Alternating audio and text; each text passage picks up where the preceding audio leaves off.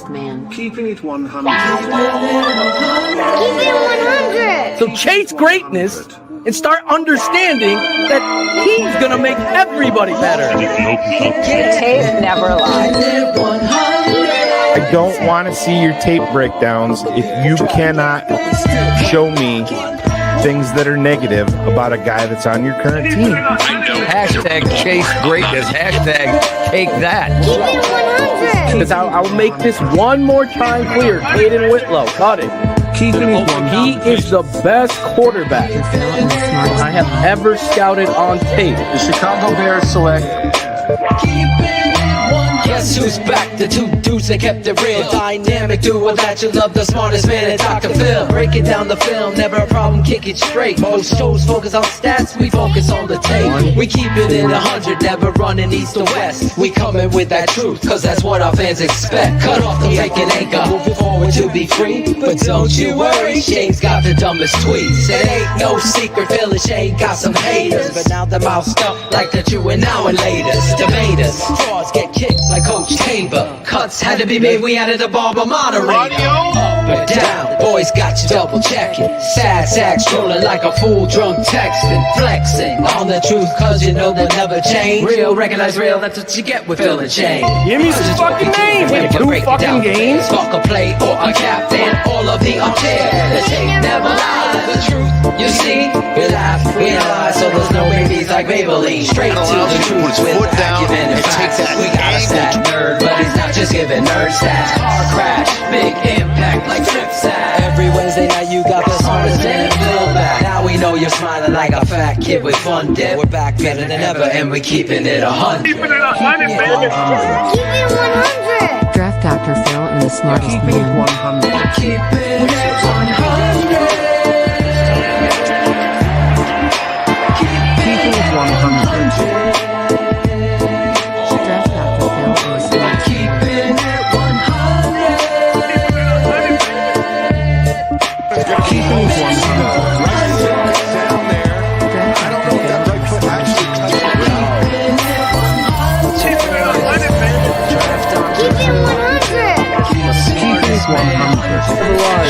Yeah, exactly.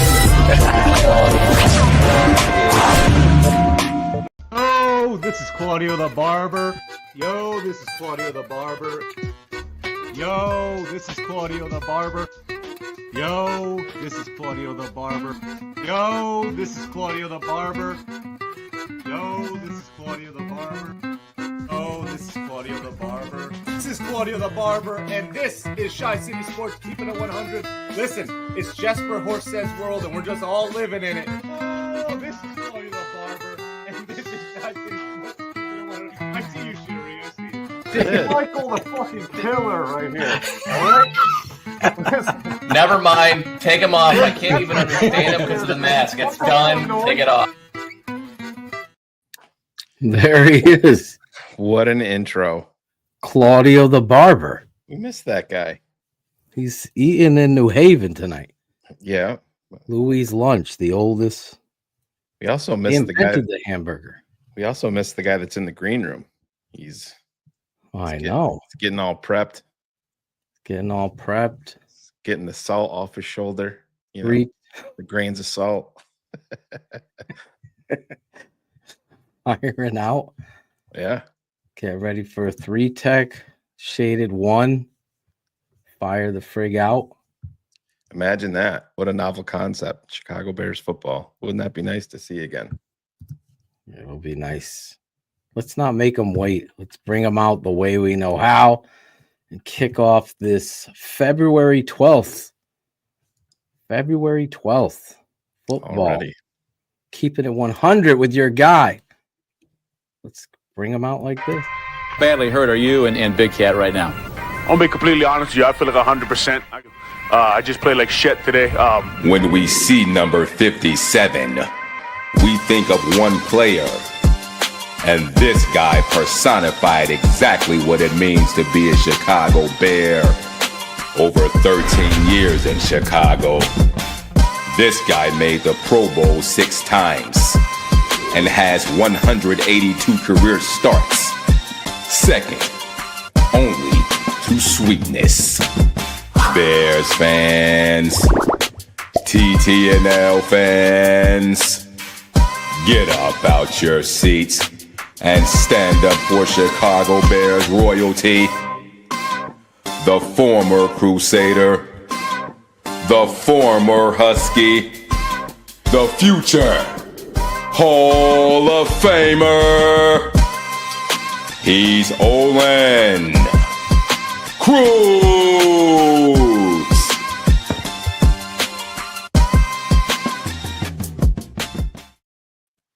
There he is. What's up, guys? How you doing? Good, man. How about you guys?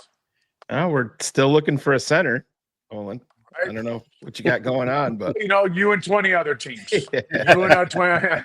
They don't grow on trees out there. You know what I mean? They don't, I always tell people, everyone's always screaming, man, they got to replace that guy. And I always say, with who? With who are you going to replace? Everyone wants a left tackle, a center, and a very good guard. Everybody. Yep. But you have to at least plant the center tree, right, to attempt it. Well, you know, there's a guy who won a Super Bowl just the other day, Cam Jurgens. He went after Brisker, right? And then John Michael Schmitz, right? John Michael Schmitz was a guy on the board too. So like you're saying, at least get a guy, put him in there, try to develop him, get somebody in that pivot position, which is important for a young quarterback, as you guys know. Absolutely. Well, let's start there, Olin. Obviously, you know, this network has taken a lot of pride in showing the truth and then standing up to the false narratives. You've been on here many times speaking and saying the truth everywhere you go. That's why we, especially myself, push for you to be president, let alone obviously Kevin Warren is more of a politician and, you know, that's his role. But Ryan Poles, the offensive line signings, Ryan Bates, Nate Davis, Braxton Jones, you worked with a little bit at left tackle, 5th round. Darnell Wright seems to be the only one that's standing in there. What are your thoughts on this offensive line as a whole as we are on the verge of free agency in March? You know, I've been doing this analyst work for 10 years, and I don't think my thoughts have much changed on the offensive line. 2018, I thought the offensive line played good football. A young Kyle Long, they had a good group who was on that football team. But as far as the O-line goes, they got to get better. They got to get better. Put assets in the room. They got to develop guys. You know, last guy I think that played 10 years there who was drafted by them, you're talking to him. So they got a lot of work to do in that room. As we all know, watching the film last year, you mentioned, you know, Nate Davis, they bet on him, right? When you give a guy that kind of money, you're betting on him to set the culture in your room, to set the tempo every day, to show guys how to be a pro. I remember during the camp last year, we were in my gym. I told Big Cat, like, they got to cut that guy now. Just because you just have to make a point at some point, like this isn't going to be tolerated, right? And then later in the year, they ended up cutting him because of all the problems they had with him. Tevin can't stay healthy, although he plays good, tough football. Sometimes when he's in there, struggle a little bit late in the year. Coleman Shelton, I thought you got what you paid for out of him. He was there every week. Not a top, not like we just talked about, right? Everybody wants a top 12 to 15 center. There's not a lot of them alive, obviously, but like your point, get somebody in there, right? Braxton Jones, you talked about, I worked with him for about 2 months, 2 years ago. Didn't see him at all last year, but he's got to stay healthy also, right? And work on his kick step and work on stopping the bull rush, getting his hands out. All the little things we talk about.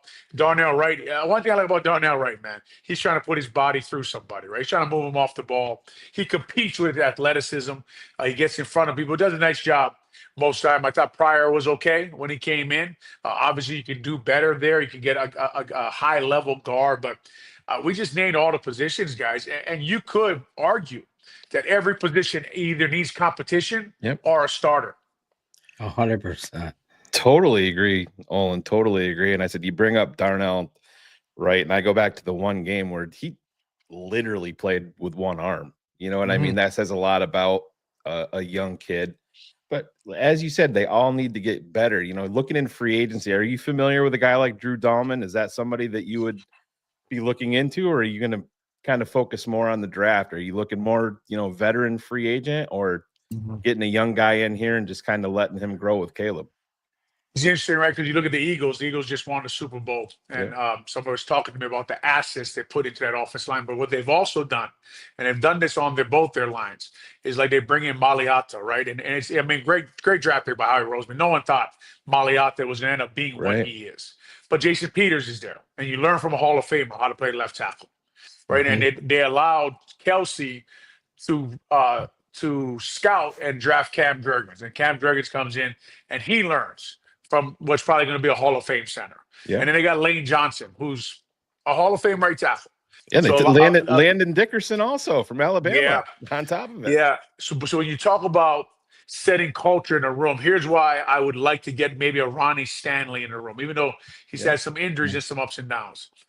A guy who knows how to play at a high level, who can help the guys around him learn what it takes to study, to prepare, to work, to play the left tackle position at a high level. That's one of the Bears' problems, right? When you walk in there right now, who's there to set the tone? Who's there to set the tempo? I'm not talking about yelling and screaming at guys. I'm not talking about, getting a guy's face. I'm talking about the guy you just watch every day and say, look, that's how you play football at a high level right here. And then a guy you can talk to, right? Like, imagine Maliata asking Peters during the week, okay, why are you setting like this? Why are you doing this? Why are you doing that? So they not only do they have to get guys in that room, but they have to get guys who are used to Chicago culture. To me, man, they're like a long way away from setting an O-line culture in that building. Hopefully it starts with Darnell Wright. Yeah, God, that was so well said. Well, Fletcher, and even look at the other side with Jalen Carter, right? Who did Jalen Carter learn from the first year? Fletcher Cox. Yeah. Yes. Right. So like Howie Roseman, it's funny to me because I watch these guys and I think he's doing the common sense thing, and everyone says he's a genius. Yep. Right. It's interesting to me. He's doing to me what I think is common sense. Like, Nolan Smith, man, that guy will blow your head off, right? That outside, he's outside linebacker, man. He's tough, but that's probably on. I don't study college film, but that's probably on his college film, right? That kind of football player, those kind of guys who set that kind of tempo is what the Chicago Bears need on both sides of the ball. So Olin, when you came in, you had the guy like Casey Wegman here. Is that? Yeah, man. I mean, that dude could good play, point. Right? Yeah, but not only play, but I was battling him for the job, right? Sure. I was battling Casey. And I remember vividly thinking to myself, how am I going to beat this guy out? Because like you guys know, he was a good football player. Oh, yeah. Not only that, he didn't make any mistakes. He knew the answers to every question, right? And I remember standing up as a young kid from Hawaii. I was probably in swim shorts and a T-shirt and flip-flops because that's the way I used to roll. But I remember I was going to go walk out of the room. The meeting was over. Everyone stood up to leave. Casey Wigman's in his seat with his book open. I thought to myself, my ass better sit down. Yep. And I better open my book and study my book if I want to play against this guy. I learned a lot from Casey Wigman and those two. Remember now, they re-signed Casey even when I won the job. They gave him money. So I had to come back on a rookie contract and beat him out my second year. So they believed in him, right? They gave him money to be the starter here, and I don't blame him. He was a good football player. But and like you're saying, man, because there were assets in the room that could start, I knew my ass had to work. I had to get better at football. And a lot of it, is from learning from a guy like Casey Wigman how to be a pro. You're given so much good, and it's unfortunate that George McCaskey feels a certain way about you. They don't see what you are talking about. This Howie Roseman see it. I think it's just a layup to turn to you and have you a part of building a winner, because a fraud when he walks right in the room, a football fraud versus a guy. They have a bunch of softies. That's what I see on this football team. There's no alpha dog that sets the tone like yourself. And my father taught me a long time ago, it takes one to know one. Takes one to know one. So when I stand there and I watch Ryan Poles and I see his picks and he talks about, what was his name? Lucas Patrick. He's a prick. And then he gets Ryan Bates. These guys have not fulfilled the mission, so to speak, of what you're talking about. When you look at these football players here with the Chicago Bears. How much is that on the coach and how much is that on the GM in your mind? Well, I think you have to first ask the GM. I mean, if I'm Ben Johnson, right, I sit there and I say, okay, why did you build the line like that? What did you see in Lucas Patrick, like you're saying? Because I heard the same thing, right? And when the Bears signed him, I'm probably like you guys. I know how you guys work. I know the amount of work you guys put in. I turn the film on. And I always tell people, like, even all the people I know at Halisol, I never talk to them because they lie to you. People lie to you. I just want to watch film and I want to know why. Like, Ryan, what did you see on the film that you thought this guy was, in your words, a prick, that he could set the tempo every day, right? And that's the things they got to get through and try to fix. And I put that mostly the guys in the room, or he's on the general manager, right? And really, if you looked at the guys they brought in, Coach Morgan didn't have much ties to those guys. So Ryan Bates decided to really Ian Cunningham, right, from what I understand. And then Lucas Patrick, of course, I think that was more of a Shane Waldron thing, maybe bring a guy who knows his system into the Hallis Hall. But like you're saying, all of that just really, and then, hey, look, man, I don't ever question when guys are hurt or injured, but you got to play ball, right? You got to be on the football field playing, fighting through things, play every week. Now some of the injuries are serious. I understand that, but culture setter, tempo setter, they're trying to show up every day for the football team. I remember, like, they would send guys in just to give me a break, and I would say I'll send them back out and be like, if the ones are not out, I'm not out. You know what I mean? Like, Right. unless you're taking the whole group out, like, I'm not coming out because I feel like you're benching me, right? Like, why am I coming out when the ones are in there working? So, as we're saying, their film, man, we've been saying it for a long time. I know you guys have. I listened to you guys' show, been on a show with you guys. You guys are, I know your dad was an offensive line coach. I know you guys are looking at it, and waiting for it, right? Really, like, cheering for a tough group, a group that sets the tempo, that runs the ball, that goes downhill, guys. Really was worried this year, honestly, going to the season when they had all these receivers coming in. And then I've watched DeAndre Swift's film, right? People were yelling at the third week, like, he's not hitting a hole. And I said, guys, he never has. Right. He's Right. never, Right. he's That not a was always an downhill issue. runner, Yeah. Anyway, like we're talking about, like you're saying, yeah, like you wonder sometimes what Ryan Poles is looking at and why he's bringing these guys in, because the guys you bring in, that's the identity of your team. Well, that's where I'm leading you in a direction and setting you up for the alley-oop here. You have experience with the new offensive line coach. Coach Rashard, yes. Coach Rashard, you know who he is. What are Bears fans getting in him? And then B, is he going to sit in a room with Mr. Softy and appease the GM, or is he going to tell, or Ben and him going to tell the GM, listen, he doesn't have to run 4-8. He's got to just get to the second level and deliver. He's got to be technique sound and have an attitude about him. Speak on that.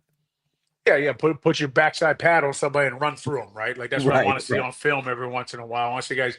Now, honestly, Darnell Wright will, right? He will run guys off the ball. 100%. Coach Rochard, he's a ball coach. No politics to him. He wants to coach football. He wants to coach guys in the 3-point stance. He wants guys backside pad in. He wants them going through guys, right? So him and Harry, he stand a lot alike. Their technique and what they preach and what they coach. So excited to have him in the building, right? And we just, okay, he's there. Make sure you guys are listening to him, right? Make sure you guys are listening to the kind of football player he wants in his room, the kind of ball he wants to play. Now, look, I argued this last year. I remember when they went to Gerald Everett and they cut Blossom game. And I said this on the radio. I said, look, that's not Coach Morgan's run game anymore. Like, Coach Morgan, like, everywhere he went, he's had a fullback.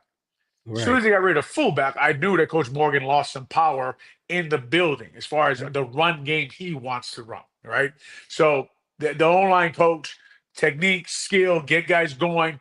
But like you're saying, right, we got draft certain kind of guys, certain kind of mentality, put them in the building, then let the coach develop them. I'm not taking everything off. Coaches have just much to do with the years that we just watched, that the players did, that the GM did. Now, the GM, as far as his side of the ball, on both sides of the line of scrimmage, right? And when they lost Andrew Billings, they lost a lot. right? Oh, They yeah. need like an Andrew Billings on their offensive line, right? That's what they need 100%. in that to go in that direction. But yeah, I'm with you guys, man. Like I wonder sometimes what they're looking at when the film is turned on, the guys they're bringing in. You know, Phil and I were talking, just all the time about the offensive line specifically. And I said, it seems to me like Ryan Poles, when he was analyzing what he wanted to do in the draft and in unrestricted free agency, in terms of the offensive line, he looked at himself like, I'm an undrafted guy. Nobody gave me a chance. And that's kind of what he gravitated towards. And I've always remembered you, Olin, saying, yeah, he played up to what you're paying him. Right. You're not paying anybody. But just to kind of pivot a little bit, I like what you said about Ronnie Stanley and getting a vet in here that has been, an elite player before the injuries. But would you even look at a guy? Would you look at multiple positions of bringing in like a guy like Zach Martin also? Or, he's 34 years old, but then you pivot around in the draft and then bring in the top, the high end talent to supplement it back behind them? Or is that just, are you throwing almost too much at it at that point? No, I don't think they can throw too much anymore, right? Zach. Now I know Zach personally. Now Zach is Hall of Fame line. You guys have probably loved watching him play, right? He's a culture setter. You just have to. I would have to, like you guys know, sit in a room with him and be like, "Where are we?" Right? Like how much are you going to give us? Like I need Zach Martin if I sign him. I need that guy here every day, playing, studying, showing guys what it takes to be maybe the best lineman of his time, right? And Zach is an old school ball player, but like I got to 34 and 35. What's he got left, right? Yeah. So those are just things I'd have to work through with him. Dahlman, you mentioned him. Great outside zone center, right? Really good at it. Really good football player. Just depends on what scheme Coach Rochar and Ben Johnson want to run, right? But we don't have a center, right? We don't have a guy to plug in there, and that's the problem right now. What you're talking about, and I remember was it 2 years ago? Teron Armstead went to Miami, and I argued the Bears should have signed him then, and everybody was like, "Man, you're trying to replace the guy you trained, Braxton Jones." And I said at that time, and I'll say it again: if you're good enough to play in the NFL, you will. Like you shouldn't care about who comes to the building, right? Sure. And I said, and people are like, "Oh, and Teron Armstead only plays 9 or 10 games a year," and you're damn right he does. But those are 10 All-Pro games. Right? Those are 10. I'll take 10 All-Pro games, and then again, a guy Braxton Jones can learn from how to play left tackle. Because to me, guys, like that's not like the best scenario, but that's the scenario the Bears are in. Sure. Right. They need to find a way to get guys playing at a high level in that room. And they have to think outside the box at some point, because when you look at good football teams, their leaders are usually the linemen, and they've usually been in that city for 9 or 10 years. Right. You mean you don't have 8 captains with no offensive linemen included? No, your receivers are usually not your captains, man. And that's not a knock on them. That's just them, right? Like people told me last year, like, what do you think about all this stuff Jalen Johnson saying? I go, like, he's a cornerback. That's the way they talk. Right. The farther you get away from the ball, the farther you get away from reality. You know what I mean? Because they really don't have to hit anybody, right? They don't have to really answer for the things they say. So they can say all this great, like I know if I talk a lot, I want to see that guy on the next play. Right. He's going to try to rip my head off, right? And we have to hit each other. Those guys out there are usually playing patty cake, right? Or they grab each other's face mask at the end of the play and they whip each other around, and there's all kind of trash talking. So to your point, you don't want too many of those guys leading your football team, right? The team guys are usually the guys, you draw a square around the tight ends right in that box. And those are usually the guys leading your team. I gotta ask you this. Like you mentioned it, you talk to you have friends up at Hallis Hall. You want to talk to them, but there's no truth there. My uncle Sam Rutigliano was the head coach of the Browns in 78 through 80 something. 70s, late 70s to 80. He always told me there's a lot of shoe salesmen in this league, Phil. A lot of friends hiring friends. They don't coach, they don't teach, and there's a lot of management that are listening to the radio shows, and they're making decisions. And we're seeing that with the Jets and his son, his 17, his Madden rate, whatever. But here's you trying to help. I mean, we've talked on the side. I know it bothers you to see this team not be successful. How can they not be truthful now in this scenario with Ben Johnson? Do you think they finally, I say all that to ask you, do you think they finally get it right with this coach? I think when you watch him on his play calling on film, you don't walk away anything but tremendously impressed by the way he stacks plays, by the way he attacks defenses, by the way he call plays. You also notice how many good football players he has to call on that football team for the Detroit Lions. The thing I worry about, obviously, is a lot of people have talked for years about culture at Hallis Hall, the culture of the team, the culture of this and that.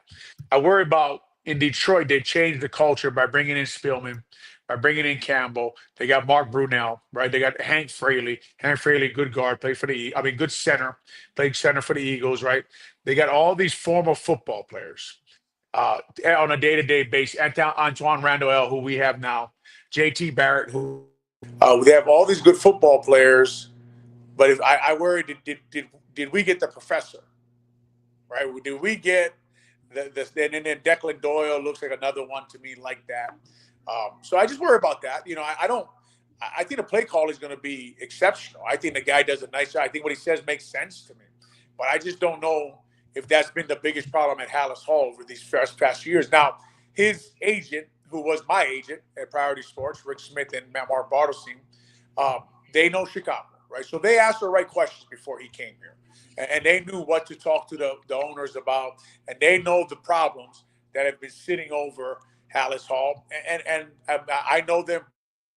And I didn't ask them about this because, like I told you guys, I don't call people and ask them. Actually, he called me. Rick Smith called me and he said, everybody else in the town is calling me except you. And I said, I really don't care. And I really don't care what you guys got to say. I can do the math, right? I figure you liked what they had to say. I knew what questions you were going to ask, right? So that makes me feel a little good about it, that they knew what questions to ask and they answered the questions for Ben Johnson to come take the job. But I'm like you guys, man, impressed with his play calling, wondering about his head coaching ability.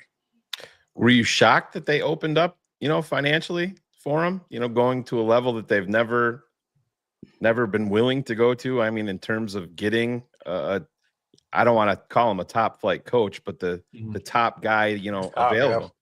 But I know I wasn't, I honestly think it's like, that's how bad it's gotten. Yeah. Right. I thought going to the offseason, that's kind of where they were with this. Like it was time, there's been so much losing. The fans were so sick of it that they were going to do whatever they had to do to get Ben Johnson. I think Kevin Warren helped. I think he's changed some of that there. I think that some of that has changed a little bit, but the Bears have not really been cheap. They just haven't been able to win. Well, yeah, right? They've spent the money. They just haven't spent it in the right places. Wisely, right? Yes. Yeah. It's like getting you Frank Omeo and then putting peppers on the other side. Big Frank, man. We need some linemen. Yeah, we do. For years now. For years. We need some linemen. That one year, you guys had some offensive linemen. Reuben Brown. Even then, right? Like Rube was he was an afterthought. The Bills thought he was done. Remember Rube, him and Greg Williams had got into it. Yeah. And there was something going around the league that he was not a coachable guy, right? And Rube, I'd have to look again, but I think we got him for league minimum that first year. Yeah, it wasn't it. You didn't spend hardly anything. Yeah, I don't think anybody really wanted him, and he walked in the building. Rode in on his Harley. Yes, and he did. He actually did. And he had Rex Tucker and Terrence Metcalf starting. Yeah. Right. And Rube was a 9-time Pro Bowler who we all knew. But in the first few practices, like he wasn't doing anything. I remember thinking, like, this guy sucks, right? And he would sit outside my door and drink his beer and talk to me about certain side. I'd be like, this guy's done, riding off into the sunset. And we got to the first preseason game, and he was with the second string. And I was sitting at captain, and he wasn't stretching with us. He was literally screaming. He was staring up. He was going, whoa! And so Lovey walked up to me, and Lovey goes, Olin, can you talk to him?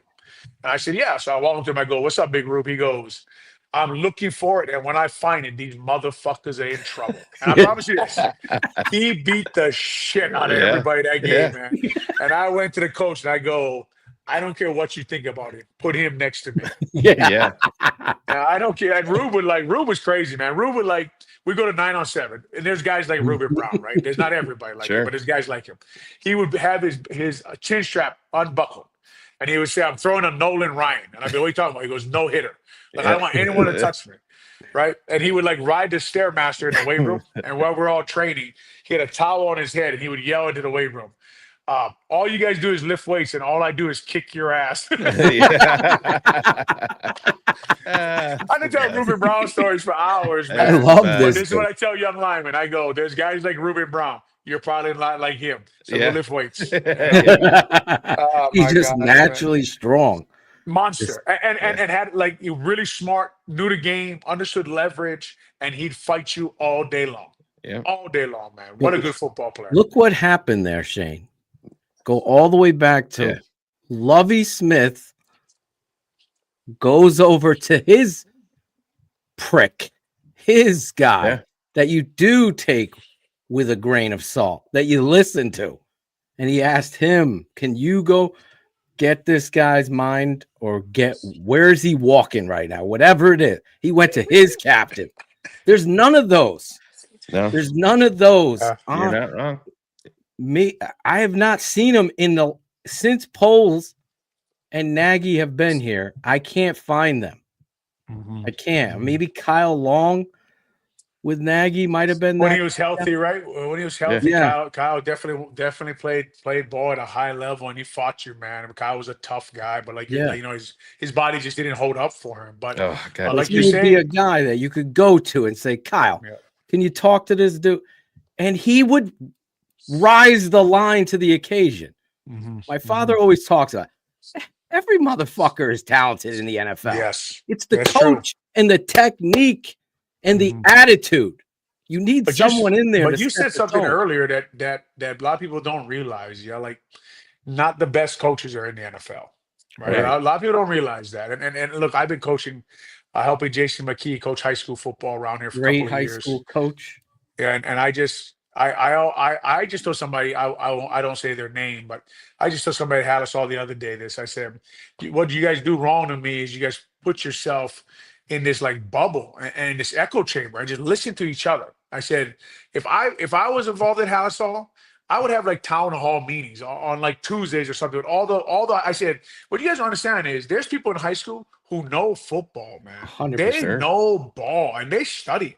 I coach against them on a weekly basis, and they give us hell, man. Yeah, they do a nice job, and sometimes they'll call a defense against us, and I think to myself, that's what I would call. Yeah, that is a nice job by them on that side, and I watch their old lines play, and I watch their run games, and I watch their pass game, and the way they attack us, and just.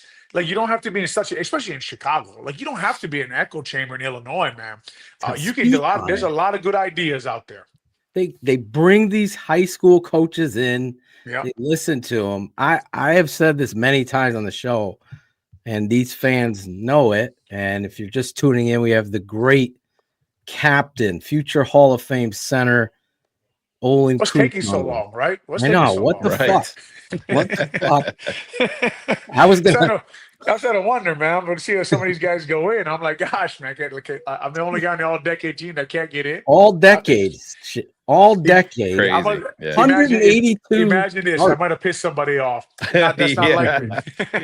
Well, let's call Dan Pompei and have him start fighting for you, because that's got to fucking happen. It's ridiculous. Man. The other thing is, like I was saying, and I think fans need to hear it from someone like you. I know you could coach this offensive line. I know you could be a scout. There's so many things that you could do. And just by our conversations alone, I know you love the game. You love the whole teaching of it. And that's the difference. Why do high school coaches coach so well? Because they love it. And they know they have to teach it in order for them to be successful, the kids. And that's where the NFL has lost, to your point. And the Chicago Bears, especially, and I know I'm on a mini rant, but you inspired this because I've said it so many times. They stick their nose down on the fans. They stick their nose up to the fans and to the community. There's so many great coaches and outlets for them to be learning from. Coaches clinics. How many of them are going? None probably. And that's the problem. That's a big problem with the Bears. And hopefully I'm with you. Shane and I have gone on the record. Ben Johnson, I have no idea. I talked to David Montgomery. He said the check the box things that I wanted to hear. He's going to change the culture there. That was number one question for me. Does he run the football?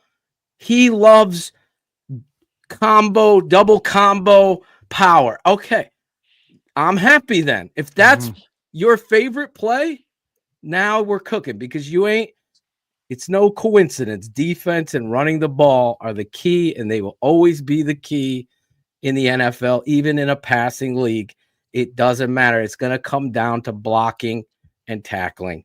Always. If I had Panay Sewell, I would love to run the deuce block too, to be honest with you. David Montgomery. But listen, we've been doing analyst work. I remember you guys when I first started, man. I mean, you're going to go on a rant about these Chicago Bears, right? Oh, yeah. You've just been frustrated by them. You've been frustrated by watching guys go in the building, and you think to yourself, that doesn't make sense, but I hope I'm wrong. Right. And you say it year after year to people, and it's like, okay, like when this year started, okay, I mean, if you want Romo Dunze, okay, but I mean, you want Keenan Allen, all right, but it seems like you build a 7-on-7 team, and it comes out to be true, right? It comes out, and you're like, gosh, this is really getting frustrating now. So it's just, I don't know, I'm hoping they, like Ben Johnson, like studies the history, knows what he's supposed to do here, and then fights for it, right? And like we talked about earlier, they did open the checkbook for him, so maybe he'll wield a little more power in that building. Set the standard and stick to it, man. And the guys in there have to realize that what they've done haven't worked, and they got to humble themselves. Like we're talking about, it's your job to work through information that you need. Not every high school coach doesn't give you something you need, but someone in there does. Someone in there knows something that 100%. I'll tell you guys a great story. So on 4th and 1, if someone asks me what play I want, I'm saying power, right? I'm gonna run power behind my best offensive lineman. So anyway, we're 4th and 1, and they said, Olin, what do you want? I said power, right? And we got stopped. And I went to the side by they have that huddle now where you can actually watch. Amazing to me. You can watch the game. The huddle during the app. game. Yeah. So we're watching. Under I'm on the side. You're in the tent. I'm talking to my guys about what went wrong on the play, and a parent yells out. He goes, whoever called that play should be fired. And I looked at the players and I go, gosh, I'll be the only guy who got fired. And I'm not even getting paid. But to be fair, they'll ask me to play a 1 on 3rd and 15, and I'll say power. That's what I want. I'm the old line coach, right? Yeah. That's what I'm supposed to do. You're not going to call for a reverse to Earl Bennett in the NFC Championship game? The reverse, man. Crazy thing about that game, right, is that with is it Caleb Haney? No. Yeah. Yes. Caleb Haney, we're on the 17 and tied a game up, right? And a lot of people don't know is they ran double posts out of that 2x2 set. It was supposed to go to Hess, right? But he had Woodson on him, so Haney looked away immediately. Woodson's on the ground. Yeah. Hess is open for the touchdown. Predetermined. Now here's another thing. Lovey told us when we score here, we're going for 2 because we can't beat them in overtime. Oh, wow. With a backup quarterback. So we were going to go for 2 also. And then here's another thing about that game. Wow. I couldn't have played in the Super Bowl. I tore my Liz Frank in that game in the 3rd quarter. In the first play of the 3rd quarter, I tore my Liz Frank. I've never heard this. Yeah, pick it through Jamarcus Webb on my foot. And I go to the sideline and I go Tice. I think I broke my foot. That's what it feels like when you pop a ligament, I go, I think I broke my foot. And he goes, well, Olin, we don't have any other centers. I go, okay, I'll go back out there, but don't call any pulling plays and stuff. So of course the first play they call, and I am limping. I'm in the huddle. I said every swear word in the world. Like these mother. Anyway, man, what a rough game to lose. I mean, the town that week was on fire. Packers, Bears. It was just a tough one. A tough one to go home with a loss, but. Man, I mean, I would have suffered. I couldn't play in that Super Bowl that year. I still think I about never I knew still think about your first one, and still to this day, Mike Brown talks about it and gets so, he can barely even speak on it Well, yeah, without well, he didn't get to play, tearing up. right? Yeah, right. It Him was and hard for Tommy. him, man. Tommy was out. Doing analyst work, like we would have to pull off something magical to beat a Hall of Fame quarterback, right? So, but look, the Eagles, they did it, right? Yep. The Eagles are like the outlier, right? The two Nick Eagles Foles. wins and the Ravens win, right? With Flacco, those are the outliers, right? The rest Yep. of them are Hall of Fame quarterbacks. So we were trying to be an outlier that year. Probably losing 2 All Pros didn't help us at all, but that was a good football team the Bears had that year, man. I mean, I look at it like you guys know. I take myself out of it and just look at it like from an analyst point of view. And even the beginning of the game started off as good as it could have started for us. The kick return. Yeah. The problem is, and I'll go. Let to me my ask him grave, one is question leaving- about that. not I know we Thomas Jones.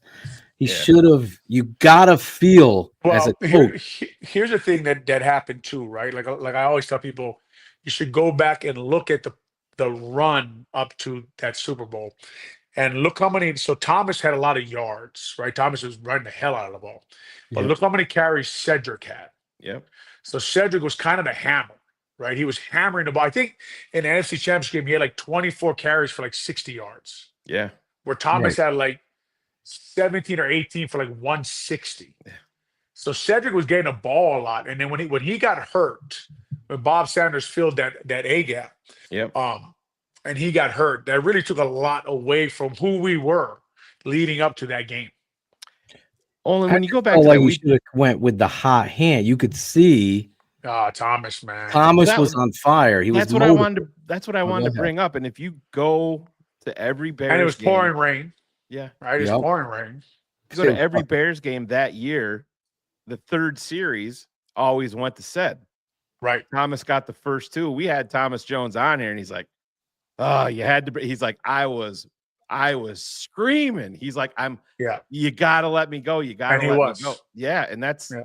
I said, to be so restricted in that moment like that. I mean, I get it. It's what got you there, but Jesus, it's tough. Super Bowl is it's a interesting game to play in, right? Because Yeah. I think, and I've only been in one, and you'd have to ask people who played in more than one, but it's trying to keep everybody focused on the main thing, right? It's like win the game. Like, how do we win the game? That is the most important thing. Do your role to beat this football team on this day. Keep it as simple as possible. The stage is so big, the lights are so bright. Sometimes you get guys going in different directions. That's where Lovey probably called on you again, Olin. Make sure these guys are focused. That one. I mean, every year the Super Bowl comes up, man. That one Yeah. hurts. That was a good football team.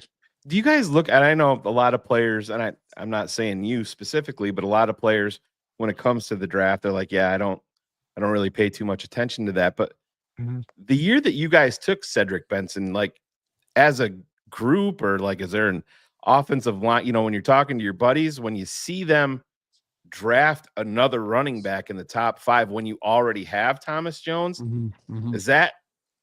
Are you guys like, what the fuck are we doing? Why are we attacking? Why are we doing that?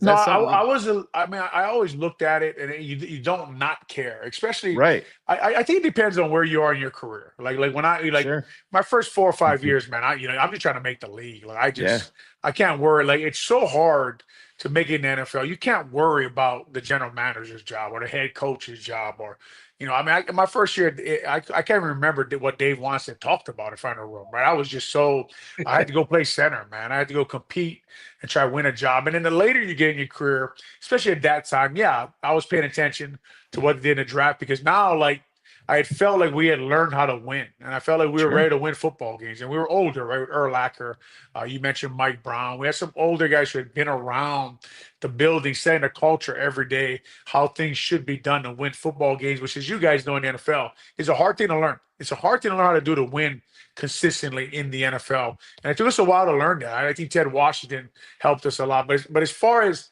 Cedric goes, him and Thomas didn't get along well, but I will say this.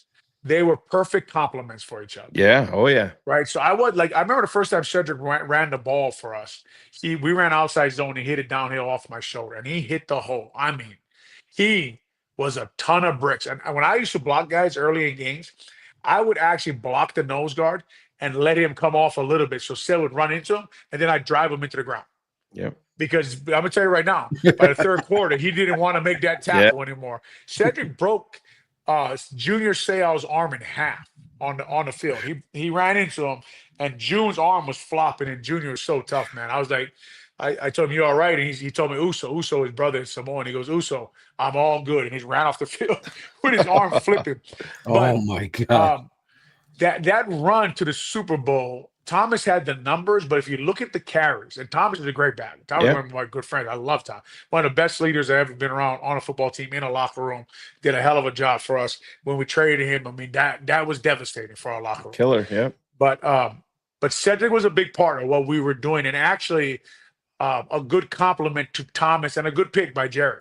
If he would have just, who cares if two guys get along? Nobody cares. Yeah. Right. I don't really care. Like I don't need two guys to like each other, right? I need to win football games. Yeah, we had Thomas on here and we talked, about that draft pick, and he was very open and actually very raw. First time he said he about ever it, would and he actually broke down, because everything that unfolded, unfortunately, with Cedric passing away, unfortunately, and he said, he regrets it, a lot of the things because he said that he could have been a better teammate. And I honestly think it worked out perfect, man. Yeah. Like, I honestly think it was good for the team. Like the team doesn't always need guys to get along. Sure. Right. You just need to we need to get the best out of everybody. Right. And I think that those two guys' friction, and Thomas is like what you guys got there was just the Thomas Jones I know. One of the best human beings I ever played football with, man. I mean, just an absolute pro.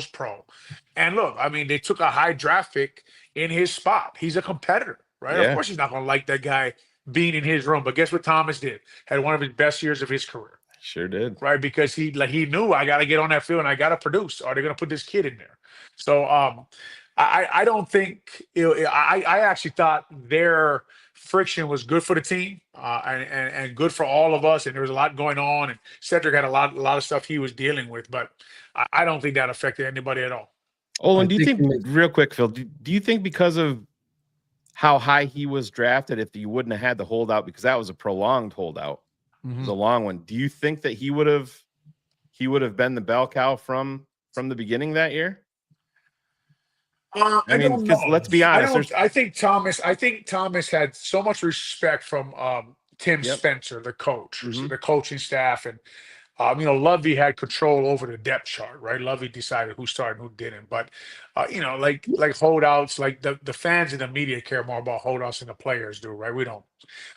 When it comes to business, people got to do their business. But when Ced came in, I mean, he was ready to go, he was ready to play, but he wouldn't have beat Thomas out that year like I didn't beat Casey Wigman out my first year, right? It's just you got to be a better football player, and then when you have a guy like Thomas there, I mean. And I think it said rest in peace, man. But he would tell you if he was here, he probably learned a lot from Thomas Jones and just watching him be a pro. I think you make a good point. I think fans need to hear this too, especially with social media. Like you didn't have it like that back then. No, like every little hiccup is brought into the public. Thank God, right? Half the designers' panties are all in a bunch. Everybody's upset. So it's like those type of things get overblown. But for you to say this, and me as a coach, I like that there's a competition between those two. Yeah. Oh yeah, because man. Every fucking rep is to its fullest, and everybody's got to be a part.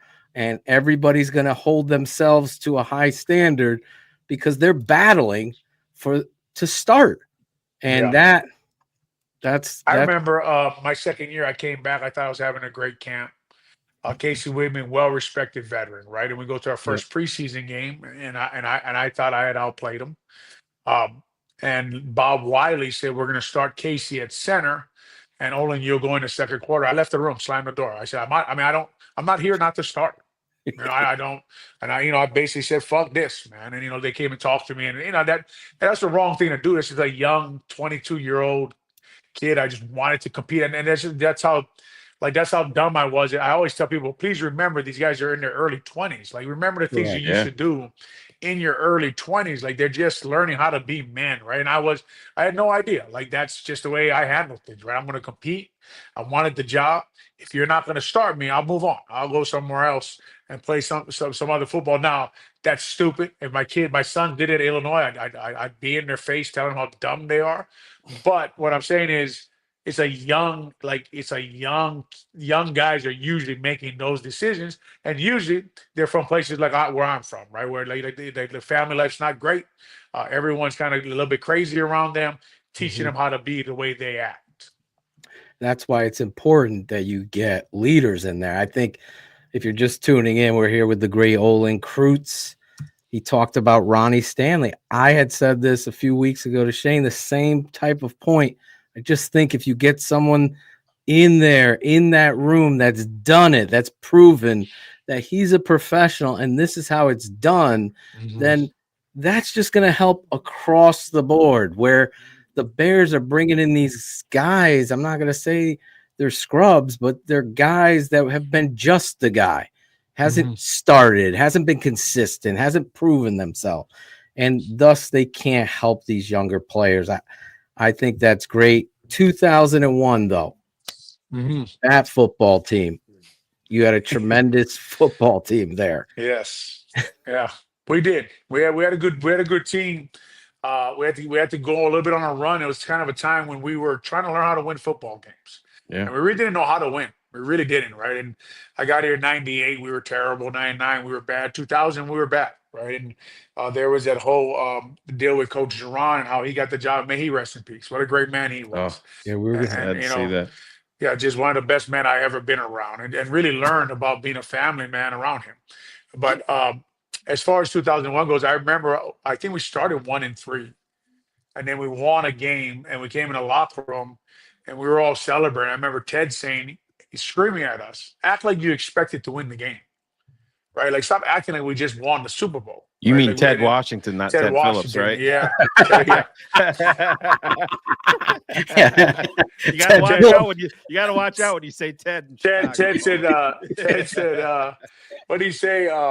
We don't have the wins, we don't have the quarterback, but we got everything else. Yeah, right. Yep. You sure did say that. Yeah. That was his quote. I bet We haven't won a lot of games. I bet Ted even laughs about that now, right? Like, what did I say there? But yes, Ted Washington. Thank you for pointing that out. But just teaching us how to win, and then we got to a point where no matter what happened in games, we expected to win football games. And look, we could run the hell out of the football, right? And Jim Miller, very efficient quarterback. Marty Booker, Pro Bowl wide receiver, right? We could run the ball on almost anybody, and we felt that way. We thought A-Train, Anthony Thomas, came out of Michigan, ran the ball really well that year. James Big Cat Williams, Chris Valerio, very underrated. Rex Tucker, who they paid that year, but he had so many injuries in a row, right? Healthy. And then they signed Blake Brockermeyer from Carolina and made him the highest paid left tackle in the NFL to replace the Chiefs O-line coach, Andy Heck. So a little background on that football team and the way we won football games. And we just ran downhill, ran at people. And, of course, guys, our defense gave up less than 12 points a game that year. Yep. I mean, Greg Blotch's unit. They were lights out, man. I mean, Warwick Hoban, Roosevelt Hoban, and Brian Urlacher as your linebackers, right? Ted Washington, Keith Traylor, Philip Daniels, Brian Robinson as your front. I mean, 9-on-7 was hell, guys. 9-on-7, when you went O-line, D-line, when you went inside run versus that unit. Of course, as you guys know, the defense, they call it 9-on-7, but they go 9-on-9, right? They always put their safeties in there. Yeah. And I'm always yelling, why don't we just call it 9-on-9? Because you're not taking Mike, and then Mike Brown's making tackles and screaming at you. But that football team, Mike Brown's 2 interceptions for a touchdown. I've obviously ran to a buzzsaw, which was the Eagles in a divisional round here with Jim Johnson, Andy Reid, Ron Rivera, Sean McDermott, Dave Tobe, Harbaugh. It felt like that team was out coaching us. And when I looked at it years later with Leslie Frazier, I looked at that coaching staff. I said, that's the way it felt when we were playing against them. They had an answer for everything. Everything. And they also dump trucked Jim Miller though.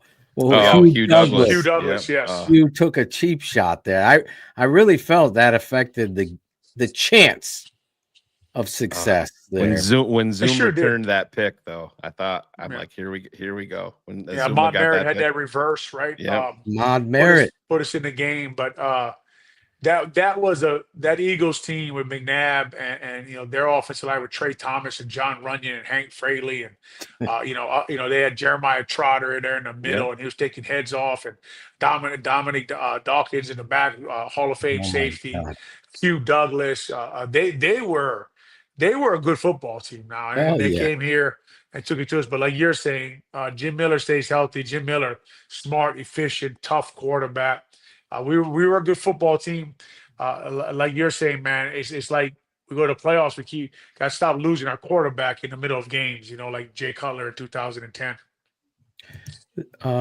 D. Levine has a question for you. If you were a scout, what are some of the questions you'd ask the prospects in an interview process? Yeah, it's a really good question, right? But you probably turn the film on and talk to him about a few plays on his film, right? Okay, like what are you thinking right here? Why didn't you finish this guy? What is your thought process on this double team here? Did you see the safety roll? Did you see the blitz? What do you think about this D tackle, the way he's aligned on you here? But because really, guys, his character, what he believes in when he plays football, I don't need to ask him about that. It's on the film. Yeah, right. I can see on the film what he's all about every day, and then by that time you got him in the room. You're really just trying to see how committed he is to what he does, right? By his question, and is he the kind of guy I want on my football team? Now, I come from a little different background. I know for me it was hard because everybody is like. I remember when I first came all the way from Hawaii, it's like hard handshakes and look you in the eye, or we can't trust you. And in Hawaii, like if you shake someone's hand hard and look them in the eye, they want to fight you. So you never do that, right? So it's kind of a problem. Like for me, that's why I don't really like put a lot into those kind of things. For me, it's the film, and then I gotta test his awareness on what he sees on that film and what he thought on that play, and the way he goes through the process of looking at the football game. And obviously, like you guys know, every position is different. Like the pivot needs a lot of football awareness, right? The center does. I can take a right guard who wants to just eat pizza, drink beer, and run somebody over, right? I just need him to play that spot. So it just depends on who I'm talking to, who I'm interviewing. But for me, mostly it's going to come off of that film. So Olin, I got some trivia for you in your draft class. The Bears actually drafted 5 players that were number 1 at their position. Do you remember who they are? That was in your draft class of 1998. Was it Enos, Tony Parrish, me, Alonzo Mays, and Pat Manley? Yes, sir. Alonzo Mays. I don't know the story. I love it. So he missed Alonzo Mays, man. Here it is. The Alonzo Mays story. He got drafted and he missed his flight to rookie minicamp. He missed the flight, and I remember. Yeah, he comes to Chicago, and they said, "Well, what happened?" And I probably have it recorded someplace. He looked dead in the camera, and he goes, "Sometime it just ain't your day." And he walked away. And I got to be honest with you, that was Alonzo Mays, man. The guy was an amazing athlete. I know. What happened to this dude? Yeah, I was watching his tape. I was like, dude, we stole this dude. He's an athlete. Monster. Big. Man. We haven't had one of these tight ends. As you guys know, so much more goes into being a ball player, right? So much more goes into love playing in the NFL. And the work's the work, right? The work is the work, and you got to do it. You got to do it. And there's so many guys who are good at playing football in the NFL. But Alonzo Mays, definitely. I mean, we had some characters in our class. Now, Curtis Enos was a definite character. Alonzo Mays. Chris Graff, he played a long time in the NFL. Graff, good football player. Yeah, very good football player. Chad Overhauser was a good tackle out of UCLA. I think he might have been a free agent or 7th round pick. Chad Overhauser was 7th. Yeah, him and Moses Marino. Yeah, Moses. Moses ended up being a good quarterback. You got to start. Yeah. Yeah. Well, in Chicago, we're always looking for a quarterback. Right? So, I think when I played, everybody was going to get a start at some point. What is your thoughts of Eric Bieniemy coming over here as the running back coach? I know he's coached a lot of football, and I like what I hear about him. How he's honest, how he's demanding, right? Mhm.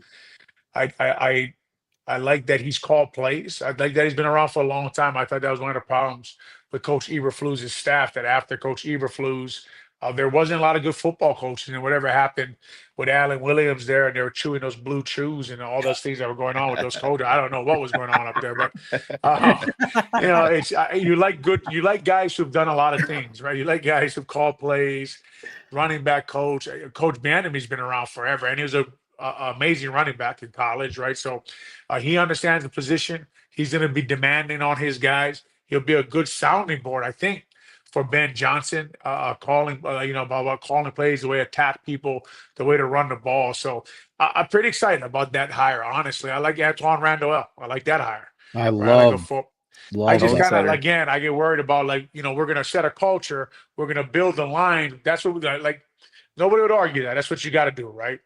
And next thing you know, we got 2 tight end coaches and we got a wide receiver coach as assistant head coach.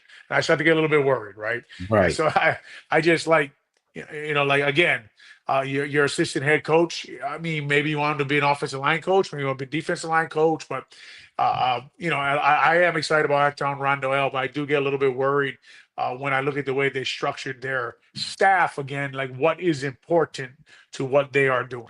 Yeah, I think, and I'm not saying that you're wrong at all, but I think, unfortunately, just the logistics of the NFL come into play there a lot because they had to give him that title, or it's got to be an elevation from where he was in Detroit. So throwing the assistant head coach label on there means that that's an upgrade. So that means that they can't block him from leaving Detroit. No, I totally position, understand why they did it. I just, no, I get what you're Coach saying. Rochar was the last guy in the building. The D-line coach was the last guy in the building.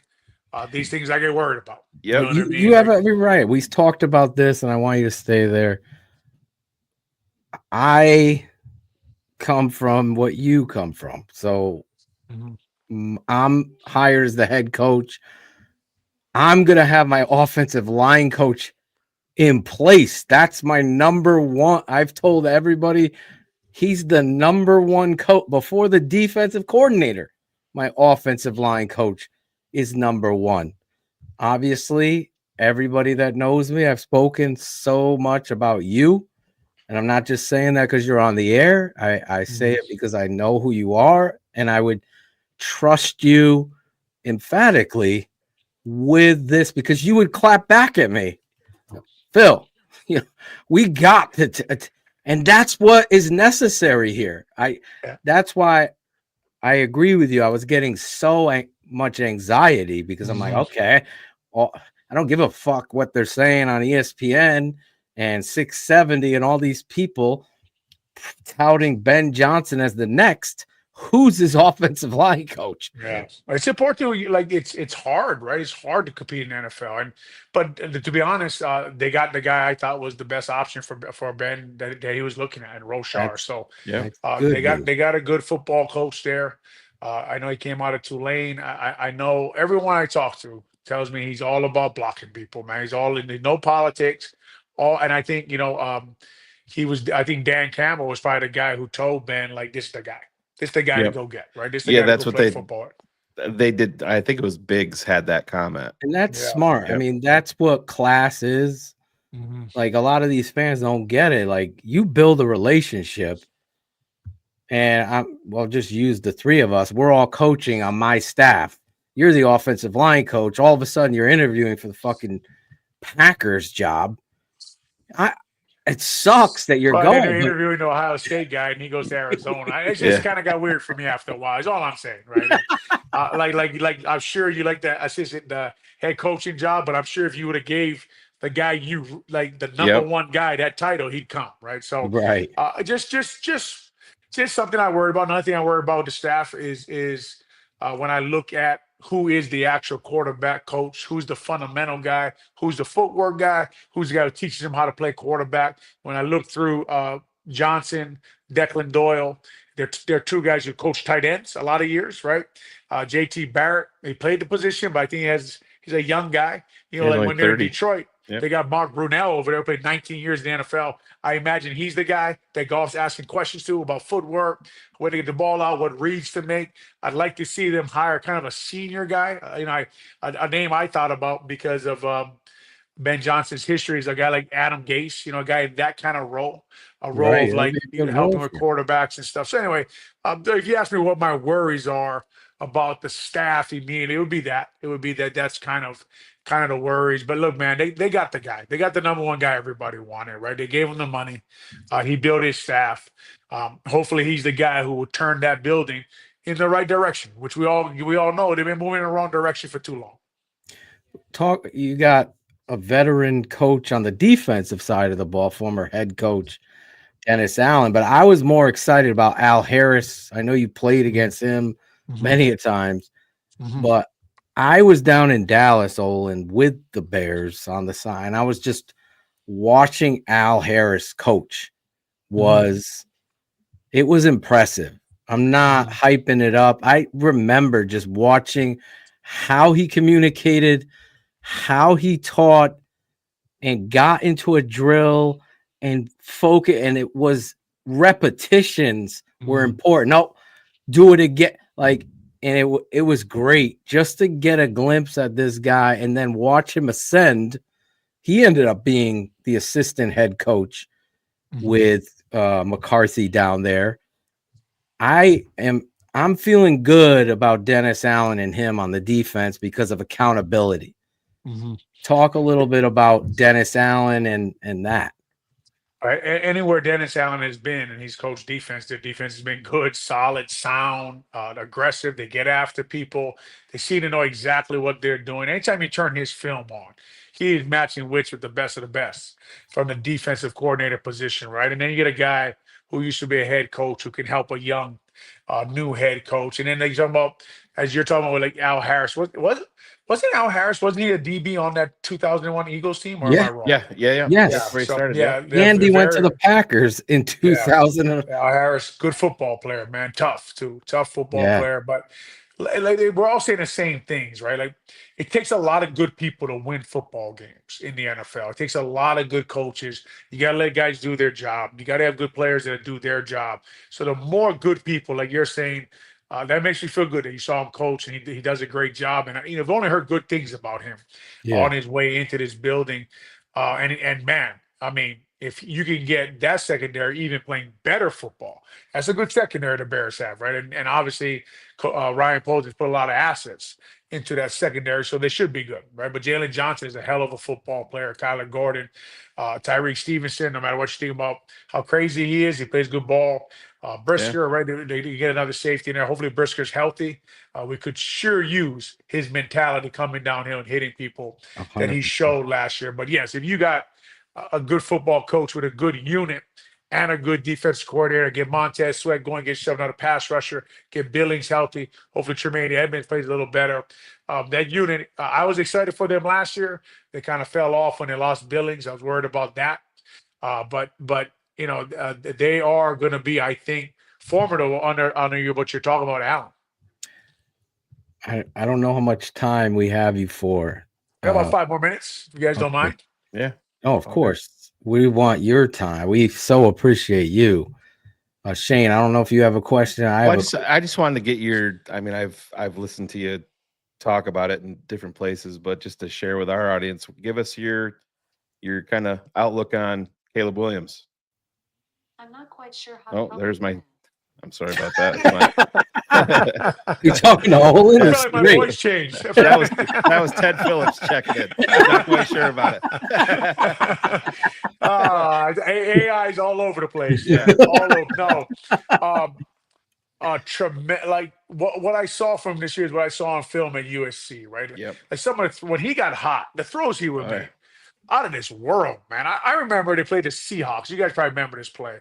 Yeah. And the young cornerback, I should know his name, played with my boys at Illinois. Witherspoon? Yes. Yeah. He sat on a route, I think it was inside the 10-yard line. Yeah. He knew the out route was coming. I thought it was pick six. Caleb threw the ball. You could see he was shocked that he missed that ball, man. So when he sets, when he throws, when he's on the move, you see all the things of that people, so he can make every throw. you're a little bit worried about how long it took him to get going this year. And I don't know, man. I don't know like where to categorize the fact that the OC gets fired, the head coach gets fired. Crazy. Exactly. I don't. It's hard for me to analyze Caleb last year. I saw the things that you thought you see from a young quarterback. I thought he struggled against good D coordinators. I thought when they rolled coverages, when they hit it from him, when they brought guys that didn't know was coming, and then his offensive line struggled, right? So didn't play great football. I didn't like how he played from under center. I think that's something he can really work on. I didn't like his mechanics. I didn't like the way he ran the boot. I thought the handoffs never looked clean. I don't know if that was Swift, if that was him, or if that was the way he was being coached, right? So I didn't. There were things I thought he could work on. I thought some of the details of his game weren't there. I think he has to buy in the details. He has to buy into everything that young football players have to buy into in the NFL, right? Things that don't work. I remember in college, I used to like jump, turn, and flip guys, right? And I went to do that to Mike Wells, and he slammed me on my head, and I had to make a decision there. Like, that's not what works anymore. Yeah, Mike Wells. And Mike Wells picked me up, and I remember Tony Wise ran up and screamed in my face mask, "That's the block you were drafted for." And I was like, I can't make that block. Yeah. But, I went and found Tom Nalen film, right? And I said, okay, I was running outside zone. I'll tell you guys know what I'm talking about. I was running outside zone. Mike Wells was hugging my ear hole, right? In 9-on-7, right? He was tight as tight could be. And I went to like jump turn him, and he caught me on my shoulder, and he drove my head first in the ground about 5 yards in the backfield. And I thought to myself, man, but I can't jump turn these guys. And Mike Wells benched 560 pounds. So for studying Tom Manning's film, Tom Manning stayed on an angle, right? He got his head across, stayed on an angle, never left the train track, kept leverage, and gave the running back a two-way go. So all I'm saying to you is the things I saw from him was tremendous talent, and he's got to work on his game and fix the things that he needs to fix to take the next step. But good coaching helps. Yeah, and I'll just piggyback off that, and we'll let you go. I just think you've been in this NFL. You know the complexity of the quarterback position. You played with a Hall of Famer. You should be in the Hall of Fame, and you will be. But I'll say this. When you lose your OC, your head coach, and you have a bad offensive line play, it's a recipe for utter disaster. Well, it's shocking that even with all that, he still went 20-6. He overcame all of that because of his talent. Imagine when stability and coaching happens. That's why he's the best quarterback I've ever scouted, Olin. I couldn't believe the things that were coming out of the building this year. I mean, I really was. I mean, as an analyst, yes, it was. I mean, I guess the word is fascinating. I was fascinated by the things players were saying and questioning the OC, and the OC's gone. I mean, I just it's crazy. And then all of a sudden, they hired the pass game coordinator, but he's a leader of men. I didn't even know what was going on half the time, man. I really didn't. And I watched him film, and I can't believe that was an NFL operation this year. Like you guys are saying, this kid, when you turn his film on, man, the things he does, his arm, the throws he makes, the way he works in out of the pocket. I mean, he's got a lot to work on, like every young quarterback does, and especially guys who have been in the spread their whole life and have been basically told you're the greatest ever, and you don't have to do anything with go ahead and go out there and do what you want to do. So he's got to get some of the, like you guys know, in this level, the fundamentals win football games. 100%. And he's got to get some fundamentals down, and I think he will. I mean, if I had any suggestions for him, I'd say, look, man, they hired Ben Johnson. Get rid of the rest of your coaches. You don't need all these guys outside the building. Just do what Ben Johnson tells you to do and ride that ride and see what happens. And I think it's important, but I think what happened last year might be the blessing in disguise. Mm-hmm. You got your jaw, your gut punched. You got talked about and criticized going up against what you just said. He's been told his whole life how great he is, and he knows how great he is. But now Jaden Daniels is talked about, and you got a culture over there and a win. And now who are you? Well, you're the guy that said you want to win 12 fucking Super Bowls. Mm-hmm. It doesn't happen on talent. It happens with work. Work's the work, man. Live by it or die. Yeah. Yes. Real quick before we let you go, I just want to ask you, Phil and I have talked about this privately, and it drives us crazy, but Kurt Warner came out here recently and talked about it, and then the fucking genius Dan Orlovsky doubled down on it. He's gone, by the way. Not Yeah. a Dan Orlovsky guy. No. Oh my God. They were talking about Caleb Williams, and they're saying that you know what he needs. They were upset that he didn't throw more interceptions. Oh my Take God. more risks, right? I heard that about his game. I couldn't tell, man. I try to be as fair as I can when I watch film. I think to myself, okay, I'm a O lineman. The OC gets fired. They moved the running back guys to the O line room. The head coach gets fired. Like I don't even know as a rookie, Right? Yeah. man. I don't know. It's just these guys. They're on TV so much nowadays. It's almost like they gotta say anything sometimes. But you guys, everyone sees what Caleb has talent wise. If you can't see it, he throws the ball. He threw. I remember the one. I forget what game it was. He threw it to Allen over the middle. That was a missile, man. Yeah. That was against Detroit. Against Detroit on Thanksgiving. The fucking. I'll be honest. That's the way I was laughing when he threw the ball because I couldn't believe it. I just started laughing. Me too. Me and my father are sitting there. My dad's like, "These people in Chicago are criticizing this kid. How about some offensive fucking line?" Get all fired up. Yeah, get him some coaches, some line, and then we could. But to be honest, man, we said. I remember you guys saying it. I said about Justin Fields. Like, I couldn't analyze him. Like, he had no line. He had no. I don't know who the OC was. They fired the OC at the end of the year, and it's been an inch. Chaos would be putting it lightly up there at Hallis Hall the last 3 years. Yeah, don't forget we interviewed Thomas Brown for the offensive coordinator position. Didn't hire him for it. Brought him back as the passing game coordinator, and then he made him the OC. Ends up being your head coach.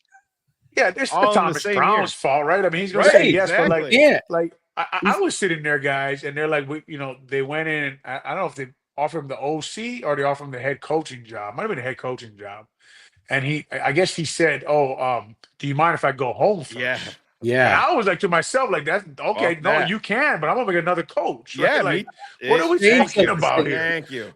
Anyway, some of the things I'm sure you guys are listening to it. I was like, man, I don't know if I've ever seen anything. It was a circus last year, and to say you can fairly analyze the young quarterback after that circus he went through last year, you're just not being fair. You're not, and it's should have talked to the Bears. They could have flown Thomas Brown's family third class up to Chicago, right? to visit. Cap told that story about Quinn. Yeah, Cap changed the culture. Our boy. There's no one better than Cap, man. Oh, yeah. He knows everything, man. He's something, that best. guy. No one works harder than Cap. Biggs, Brad Biggs and Cap, man. No one outworks those guys. Listen, we gotta have you on with some tape at some point. I'll bring the college tape. Him and Big Steve Edwards does a show on our network. Yeah, tell Steve I said what's up, man. He's That's always a good man. All he says about you when Olin spoke, you fucking shut up and listen. he did say it, yeah. Oh man, I have all these young kids now, and like people saying they're like, Dad, what was going on there? I said nothing, none of your business. Well, listen, thank you so much. Thank you guys. Now I enjoy the show. You guys do a great job, man. We appreciate it, man. We love you, and seriously, I'm gonna reach out to you. And I'd love to see you. Let's look at these tackles.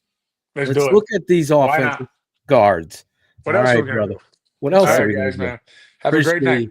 Thanks, Olin. The great Olin Kreutz. Oh my God. The absolute best, man. How do you get better than him? You don't. You really don't, man. Like I said, every single time that we have had him on, it's been a clinic, and like I know sometimes there's, Olin has his critics, but I love how he's open and he's raw and he's honest. And I think let's be honest, but a lot of people, with the world today. No, that's what I'm saying, Phil. You and I have been through a lot, and we've been doing this a long time, and a lot of people don't like to hear the truths. I mean, I know there's negatives about me, and sometimes You pointed out shit to me about me, and you might not like to hear it, and I've done the same thing with you. And we know how fucked up Vargas is, and we tell him what's going on with him. No, but "Dude, Olin, picking I'm cheese, gonna for say Christ's sake." I'm gonna praise TTNL right here, because when a guy like Olin comes on the show, real recognizes real. Yep. Let's just be honest. He knows we know ball, he knows ball, and there's no talk down. He's one of us. And the fact that you're hitting on it, that he's just gonna keep it 100. Yep. Just like the show says. A lot of people get uncomfortable in truth. It's unfortunate. There's a lot of things out there that make a lot of people uncomfortable. I get it. We try not to talk about none of that shit. Right. Government, politics, we don't talk about that shit because it makes people uncomfortable. Nor will we. The one thing we never will. The one thing we do talk about truth is what we fucking know. Football. The tape. What? The fact that you heard him, I mean, tonight was a fucking master's class in Bears history and football in general. And when he talked about high school coaches, I look at Declan Doyle when he first gave that speech and he's downgrading high school coaches. It threw a red flag up for me. I think I'm sure he'd walk it back. He was very nervous. You could I'm tell. sure he would I'm not walk gonna it back. Yeah. But No, the I get it. point that I'm trying to make is there's fucking YouTubers, there's designers, there's Swifties out there that never fucking coach. They don't know football from fucking Dan Orlovsky to fucking Trent Dilfer. They don't fucking know it. You want to just say a fucking soundbite. But when you're talking about protection and combo block and attitude and culture and how you live the game, that's where we go. You heard Olin talk about it. So he's like, I can talk about it with you guys because you guys are watching the tape. And that means that's exactly what we're based on. Can't get a higher compliment no from anybody. No, it's in true. my opinion, anybody in Chicago Bears. I remember having Jarrett Payton on. Walter Payton is the reason why I'm a Bears fucking fiend. Walter Payton, having his son on here was one of the biggest honors ever. And when Jarrett comes on and he says, "Hey, Phil, you haven't sworn much tonight." He's watching the fucking show. He sees what we're doing here. And I'll say this, man. I love Olin and people take shots at him, but you don't know the fucking whole story of what happened at CHGO. There's two sides to it. There's two fucking sides. And what happens in the locker room, you'll throw Fred Miller out there. Well, he's talked about that. He's talked about it. Yeah, he's talked about that on our airwaves. And there's when you have a guy that has grown up in what he grew up in and grew as a man and recognizes the mistakes that you make, that's all you can ask in life. We're all making mistakes. We've all made them. We're all going to make them. Yeah, imagine wanting to bring up, the negatives on Olin Kreutz when but then you're still going to be a fan of the Chicago Bears. Who's had more negative around them, over the past 40 or 50 years? It's not even close. It's not even close. And listen, I understand. I'm excited about Ben Johnson, but I'm glad that Olin brought it up. And we 100%. talked about exactly that on these airwaves. I know Ivan and I talked about it. Ivan and I talked about it. You can be excited. You're going to give Ben Johnson the benefit of the doubt. He's here. They've paid him. Now it's time to go to work. We don't know if he can lead the team. Now, was it a good start, him showing up to Hallis and talking to everybody? Yes. But now it's every day. How do you rebound when you go out and you get beat 42-3 and your team is flat and the reporters are coming after you?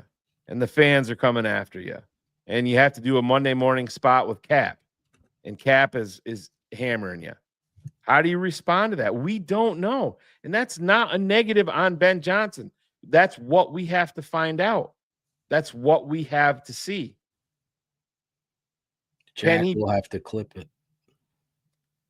Yeah, man. This is what we want. And, you know, I've been a guy that has erred on the side of caution more so when it comes to pro free agency, but I totally understand what Olin is saying about investing in a guy that Ronnie Stanley. Yeah, he has the injury history. He's 31 years old. I get it. Well, he's 30. He will be 31. But I get the benefit of bringing him, a guy like him, in there and sitting 100%. down with Zach Martin, see where he's at. Kevin Zeitler, who's familiar with Ben Johnson. Both those guys are 34. See where they're at. Ronnie Stanley's younger than Andrews Pete, Shane.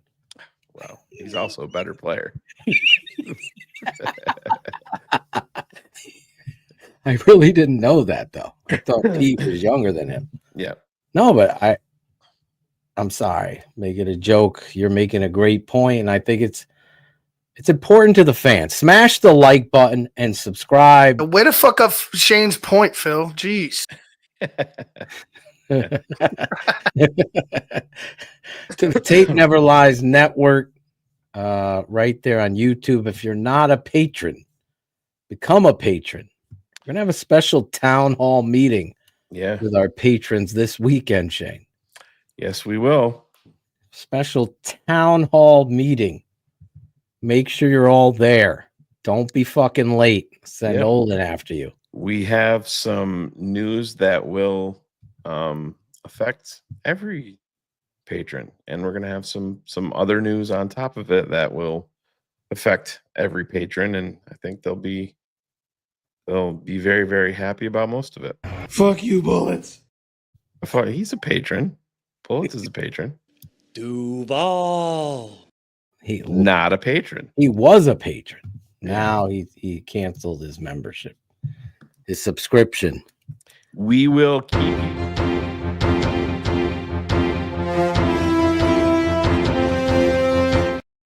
That's right. He cares when Drive Mob starts. Oh, we'll keep you updated. Ivan is busy at work cutting up tape, but we're putting some makeup on some behind the scenes things and taking care of that. But we're going to be very, very ready and hit the ground running. Running 100 miles an hour. Yep.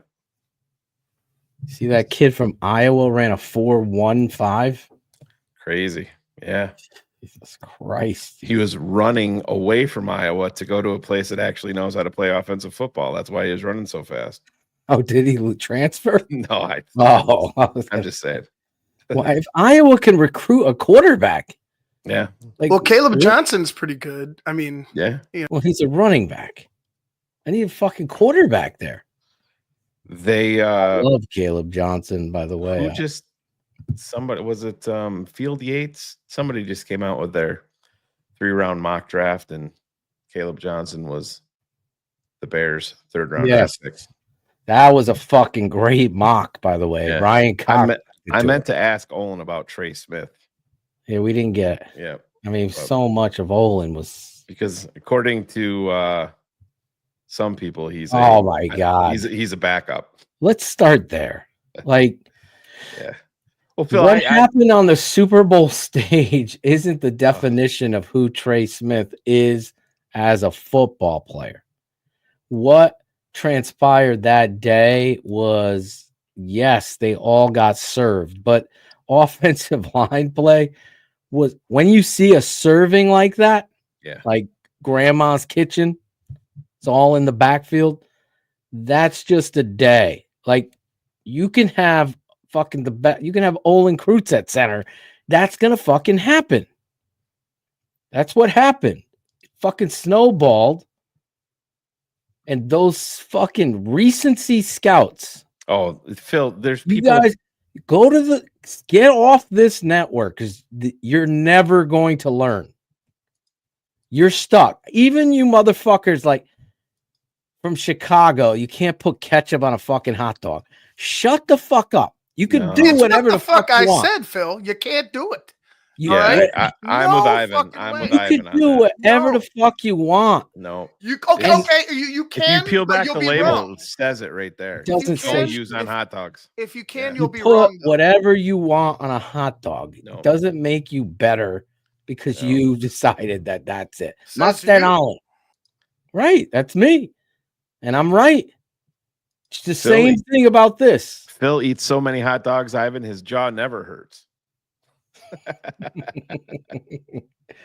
You do whatever you want. That's it. You want to put ketchup on mashed potatoes? Do it. Oh, fuck. Get the Do fuck it. out of here. A I like French fry. spaghetti. I like spaghetti. I like ice cream. I don't like spaghetti flavored ice cream. Fuck that. Yeah, it's never been invented. Maybe we should try to it's do gotta it. be. It's gotta be out there. No spaghetti. That's flavor. a fucking t-shirt for pretty Ivan good. right there. Spaghetti flavored ice cream. That sounds TTNL pretty Network. good. That would be cool. But Phil, I sent you this clip, and this is what one of the things that I love about Trey Smith. Trey Smith is good. Trey Smith versus Jalen Carter, and it's Trey Smith puts ketchup on his hot dog. Just so you know. After the whistle. This is what I want from a Bears offensive lineman. Let's watch Trey Smith versus Jalen Carter. And watch after the play. You saw the cheap shot there by Jalen Carter. Yeah. Right? Watch it one more time. Now that you saw it live. Creed Humphrey does a great job here, too. Yeah. By the way, watch Creed. Boom. I like the extracurricular. Yeah. Well, that's right. You don't want to get, you don't need it all the time, but sometime, yeah, sign me the fuck up. Do you think that he makes Darnell Wright better? Do you think he makes whoever your center is better? Yes. Let's start there. I don't give a fuck about the money. If it costs you $25 a year, so be it. Do you think he makes Caleb Williams a better quarterback? Just imagine how many interceptions he could throw, Kurt Warner, if he had Trey Smith in front of him. It'd be fucking amazing.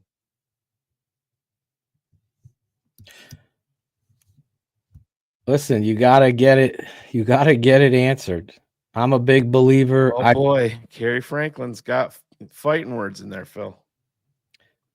Well, Kerry obviously doesn't have good taste buds because he's too busy jumping in fucking icy lakes and shit. No, he's got a portable lake.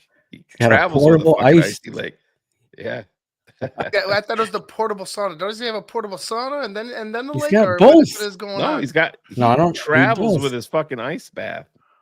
New Haven is the best pizza. It's already the pizza gotta- capital of the world. I'm not even gonna argue it because I haven't tried it, so I can't. Like, there's no argument with me there. But Ivan, mustard on a hot dog, No, bro. listen. That's it. You know that I Stop. am not against giving Phil shit about pretty much everything. And I was skeptical for years. And I'm telling you, dude, it's the best I've ever had. It's All right, not even I'm in. close. It's like I'm in. I'll try it. Yeah. you know when you have pizza that you're stuffed as shit, but you Yeah, continue to eat just- it because it's so. That's what this is. I'll It's take like 36. I take 36 slices. No, their deep dish is supposedly a tourist thing. Now they're trying to claim tavern style. Chicago has more backpedal with pizza than Deion Sanders. But Ronnie G is going to take me to some tavern spot. Ice barrel. That's what it's called. Ronnie G is going to take me to some tavern spot when we go to Chicago. So we'll Ronnie see. told me, he goes, I'm going to take you someplace for Italian beef. Vargas doesn't know what the fuck he's talking about. Yeah, he did tell me that. Don't listen to fucking Vargas. Don't listen to Vargas. I've said this many times. Yeah, Jim we talked about Harbaugh Yeah. over Ben Johnson It's every easy. day. We talked about it last week on Keeping It 100. Somebody asked the same question. Yeah. It's easy, and that's not a knock against Chuck Ben Norris. Johnson. No, it's not. It's just a You fact. know, Jim you know what Harbaugh- Jim Harbaugh is. But you know he's the tone setter. You know he's bringing accountability. He He's setting the commands tone the for room. the entire organization. He is answering every single question that Ben Johnson right now cannot. We're gonna know. We're gonna know very quick with Ben Johnson. And I always worry, like Ben has never been a coach on the high school level, like a head coach. The head coach is a whole different animal, bro. It just is. And I shouldn't have to say this. You guys have seen it. You get Matt Nagy, never was a head coach. Fail. Eberflus, fail. Tressman, fail. Let's go. We can continue.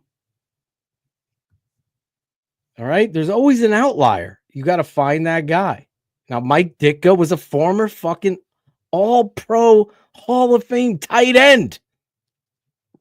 He walked in the fucking room, knew the fucking warts, said what his expectation was, and set the fucking tone. Yeah, and this is the thing, and Hendricks, there's a happy medium. I'm not worried overall about Ben Johnson, but I think questioning, can he lead a 90-man locker room in the offseason, and then more importantly, a 53-man roster during the season, during the ups and downs? I think if you go into that blind and just say, "Oh, I'm not worried about that," then you're crazy. You're just being a fan and not giving a fuck, really. Yeah, because no one knows who bet. Like, yeah, you don't know. I've given you Brock Wright and David Montgomery. What they've said has put my mind at ease, at least getting in the door. Now it's up to him. And Olin's right to question that. He is, as so have we. God, it seems like we all speak on the same level. Breaking news. The tape never lies. Network breaking news.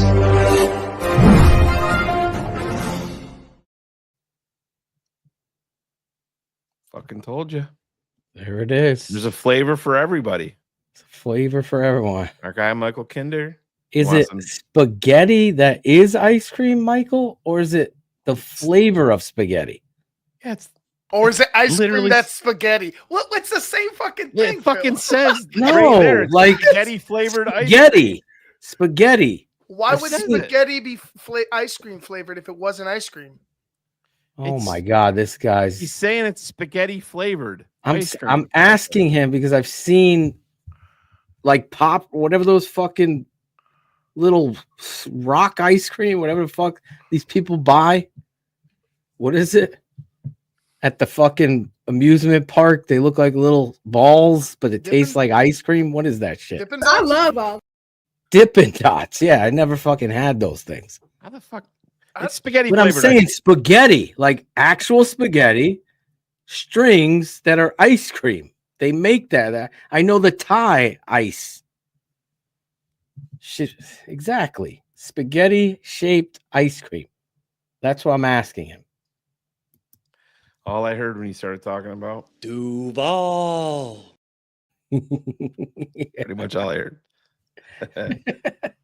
But no, back to Ben Johnson. I think it's a completely valid concern to have about him, and that's I'm not trying to. I liked what I heard from negative. Eberflus, his first. Yeah, question, I right? think that there was some. I think that there was some red flag. Yeah, he had there a, was. He had a red flag before he even started speaking on the team. If you remember, if you go back to his opening presser when he got hired, he questioned why the media members weren't clapping for him. And I'm like, I oh, forgot what about the that fuck? shit. Yeah, it was so awkward. Well, I should have questioned the hits philosophy when he put the T for the ball. What was it? Yeah, T stands for the ball. How did I not know that from the beginning? I fucked that up. See? Yeah. Crazy. It's craziness. Craziness. So don't fall into the recency bias. Same thing with the defensive tackle from the Philadelphia Eagles. Yeah. Or We've been talking about here on TTNL. Josh Sweat. We've been talking about for 4 fucking months. Milton Williams. Yeah. Shane's been bringing him up for months. For months. I'm not signing. I am not investing money into Josh Sweat. Did you see Josh Sweat was pissed he wasn't the MVP? Yeah. That puts a red flag up for me. Like, if Al Davis was alive, Al Davis would have paid him $50 million a year, probably. Exactly. Get your track shoes ready, Shane. Yeah, get them ready. Get your track shoes ready. No, so you have to be cautious when it comes into that. The center in the draft, they have some, the kid from Jared, what's his name, from Georgia. Oh yeah, your guy, Jared Smith. Yeah, Gray Zabel is my guy. I mean, I'm a big fan. We talked about him. Well, Zabel will be he'll be talked about as a guard that you could put the center. Oh yeah, I think he didn't play center, but I think he's gonna play tap. But listen, if you go back to last year, I was the guy banging the drum on Graham Barton, who played tackle at Duke. I'm like, this is an NFL center. And, I haven't cut the tape on Gray Zabel and said the same thing, dude. I think he can come in here and, yeah, you're going to have some bumps in the fucking road, but let's not pretend like we haven't seen lots of fucking bumps. He also plays with a fucking attitude. And you put him next to a guy like Trey Smith, it makes his job easier. We'll definitely be breaking his tape down. Oh, yeah. It's already cut. He's all ready to, he's in the hopper already. Become a patron right above us. The tapeneverlies.com.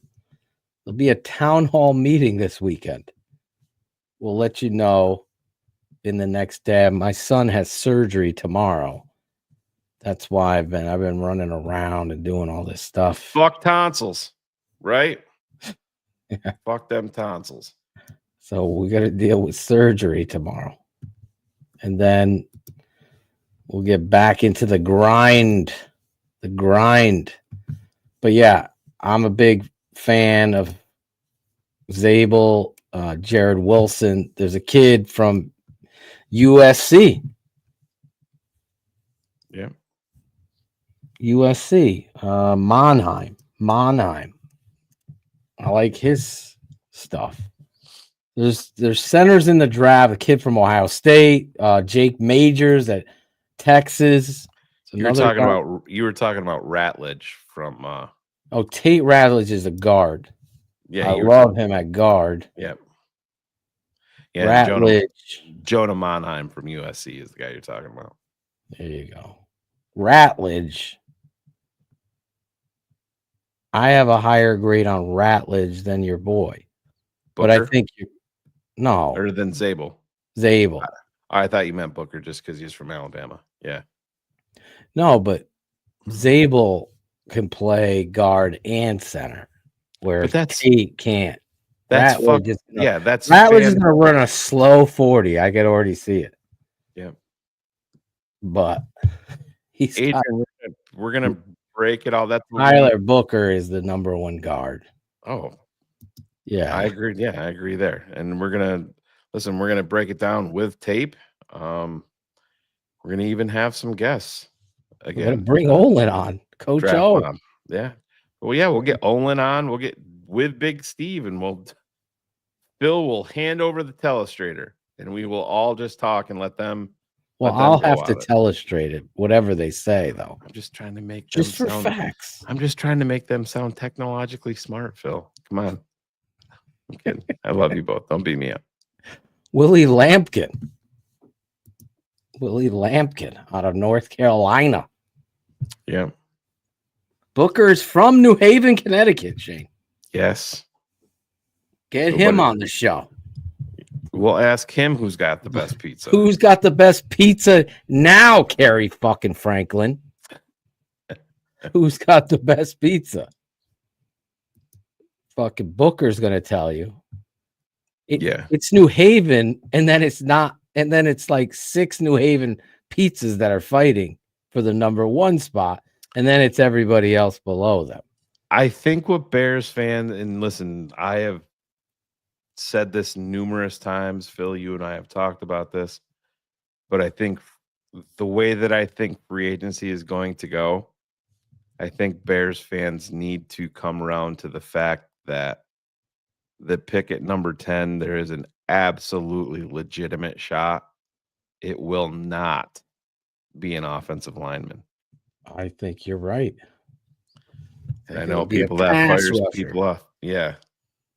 I think that's where you have to, like I said, I know talent. I was gonna get to the Garrett trade, Miles Garrett. I wanted to hear what Olin would do if I gave him the scenario. Yeah, well, but I let it go. The league year doesn't start until what is it, like the 12th, 13th, or 14th of March? We can have him back on and talk about it, and we're gonna have lots of nuggets. Don't forget, once the combine start, that's where the groundwork for all of this shit is laid out.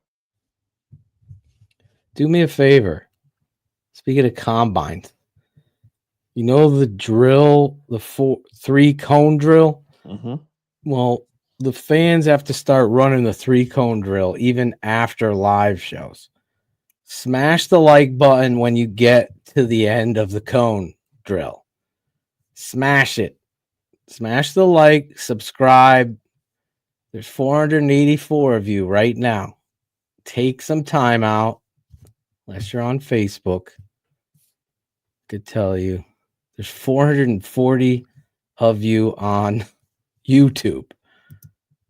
Stop being a lazy ass. Smash the like button. Subscribe to the channel. We're transparent here.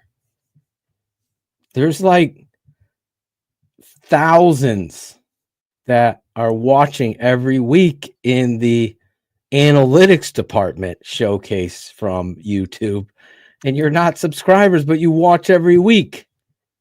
What are you afraid of? Yeah, just subscribe. Let's try to get this. It's pretty fucking easy. Subscription up to 20,000. That's what I want to do. Phil, we're gonna get out of here super early tonight. Yep, I'm ready. You got a big day tomorrow, but we're gonna do something fun for the people real quick, and it's only gonna be 3 rounds. 3 motherfucking rounds. So what we're gonna do is, this is based off the Chicago Bears in pro free agency have agreed to terms with defensive tackle Milton Williams. Fuck you, Bullets. That's right. Bullets hates Milton Williams, he said. And offensive lineman Trey Smith have been their 2 big additions into NFL pro free agency. There's been some other signings, but those are the 2. Hold on. I want to see who the tight end free agents are. Oh, I can bring those up for you. I'm going to bring them up. I got them. I got them already. You got them? Yeah. Tyler Conklin. Juwan Johnson, Mo Alley Cox, Harrison Bryant, Austin Hooper, Zach Ertz, Mike Gesicki. Don't piss off Matt Waldman and sign Mike Gesicki. Mercedes Lewis, all 40 years old of them. 41. CJ Uzoma, Ian Thomas, Ross Dwelly, Tanner Hudson, Eric Saubert, former Bear, Michael Pruitt, Hunter Long, Tommy Tremble. Interesting name.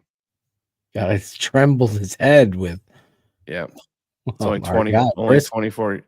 Irv Smith. He's the guy that got smacked by Brisker. Me and Alan were there for that game. Crazy. Bratcher? Yeah, I took Alan to the game. It was an insane fucking hit live. Yeah, it was. Well, that was it was insane on television. Wasn't that the hit that took out both of them? Yes. Yeah. They're both done. I thought Brisker stayed in the fucking game. Yeah, For but then they took him out. But then yeah. he never returned. And he never came back for the fucking season, bro. Yep. That was not on my fucking bingo card.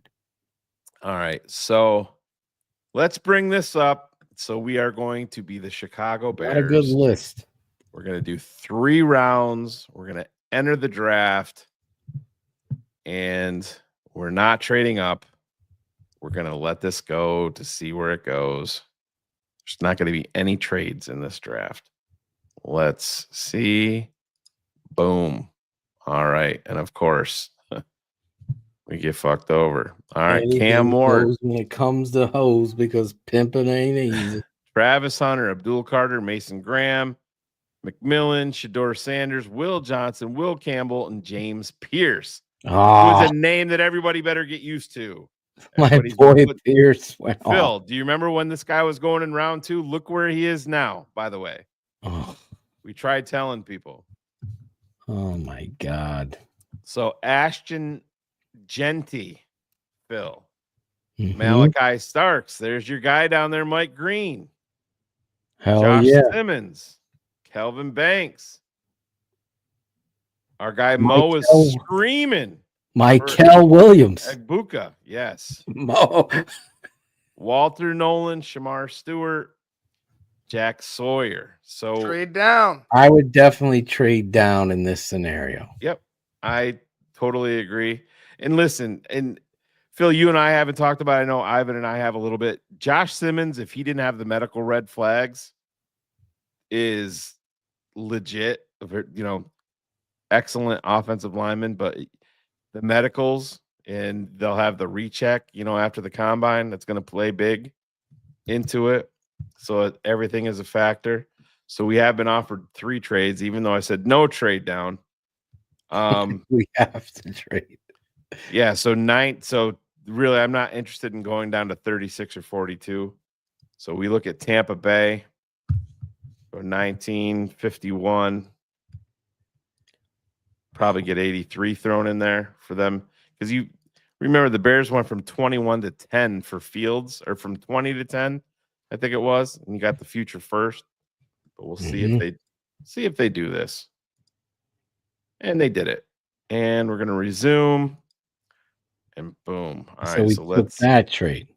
So they took a wide receiver. Green went off the fucking board. Malachi Starks, Buka, Mike Green. If I had to stay there, I would be fighting for Mike Green. And you would throw Michael Williams in there too. Right. But I have Mike Green over Michael. Yep. But so Ashton Genty went 17. Yes, he did. So now who's on the board? Well, I know Ivan's going to be banging the drum for Tyler Warren. Or Jack Sawyer. Yep. This motherfucker right here is a good football player. Fucking animal, but you have to remember we did sign Milton Williams in free agency, but again, the way that I'm building this fucking team, I don't much give a fuck. I have Stewart, the kid from A&M, highly ranked. Yep. Is he he's above Jack, right? Scroll up. I didn't see. Oh, according to PFF, yeah. So they have Shima. They have 20 and 21, but So he would be. I just couldn't listen. I'm a Tyler Warren fan. Yeah. I just as much as I think Cole needs a big kick in the ass. The problem is, Phil, I think a lot of people are going to look at him and expect him to be the Raiders tight end that went, and he's not. No. He's Mark Andrews. Yeah, he's a gonna little be more that guy. He's a little more stiff. He's That's the way that I feel. Tougher than Cole Kmet, I'll tell you that. Yep. And he's sneaky, twitchy, which Cole is not. So he's going to get those separations. But I would take. Oh, here we go. We still have guys. I didn't see. So I'll let you make the call, Phil. Who is it between? Go down. I like Nolan. Nolan's underrated from Ole Miss. Yep. As a defensive tackle. Another good tight end there from Michigan. But yeah, I mean, we're not going to go down that far. I mean, so. I mean, I love Shamar Stewart. The kid Gray Zabel, if you're looking at center. Yeah, I think at this point you got to go. I mean, I think just the strength is in the defensive line. I mean, is Ivan jump in on here. Ivan, I know you're a Tyler Warren fan. What's your I'm a Tyler Warren fan for the right situation, right? But like for instance, if it was your scenario, Shane, where they get offensive linemen in free agency, right? They add another like you said, I think it was 2 for 1. You know, the defensive lineman, 2 offensive linemen. Then I'd be like, oh well, then you could kind of flirt with the idea of doing something like that. But I would still be interested, and if they are happy, if they went at the D line or the offensive line, Gray Zabel, that I wouldn't be pissed off in some of the mock drafts that I was doing. He's kind of landing in this spot. You know, like take that for what it is, which is really nothing. But I'll probably be different. I'll probably be different than you guys. I don't think I could pass on Kenneth Grant. No. Here, not at 19. Check the tackles again. Is it Zabel at the top? Yeah, Connerly. Yeah, I like the top 3 right there. Well, Connerly, he kind of. I won't give anything up. I won't give anything up. But Connerly, I wouldn't put him there. That's just my opinion. I would take Stewart, Shamar Stewart. Yep. He has some Jared Verse stuff in his toolbox. Yeah, and I can bring up what is he 6'6", 6'6", 290, 21 years old. He's more than I thought. Yep. Okay. Look at the size of this. I mean, young kid. Yep. And physical. He has a counter move. And then you look.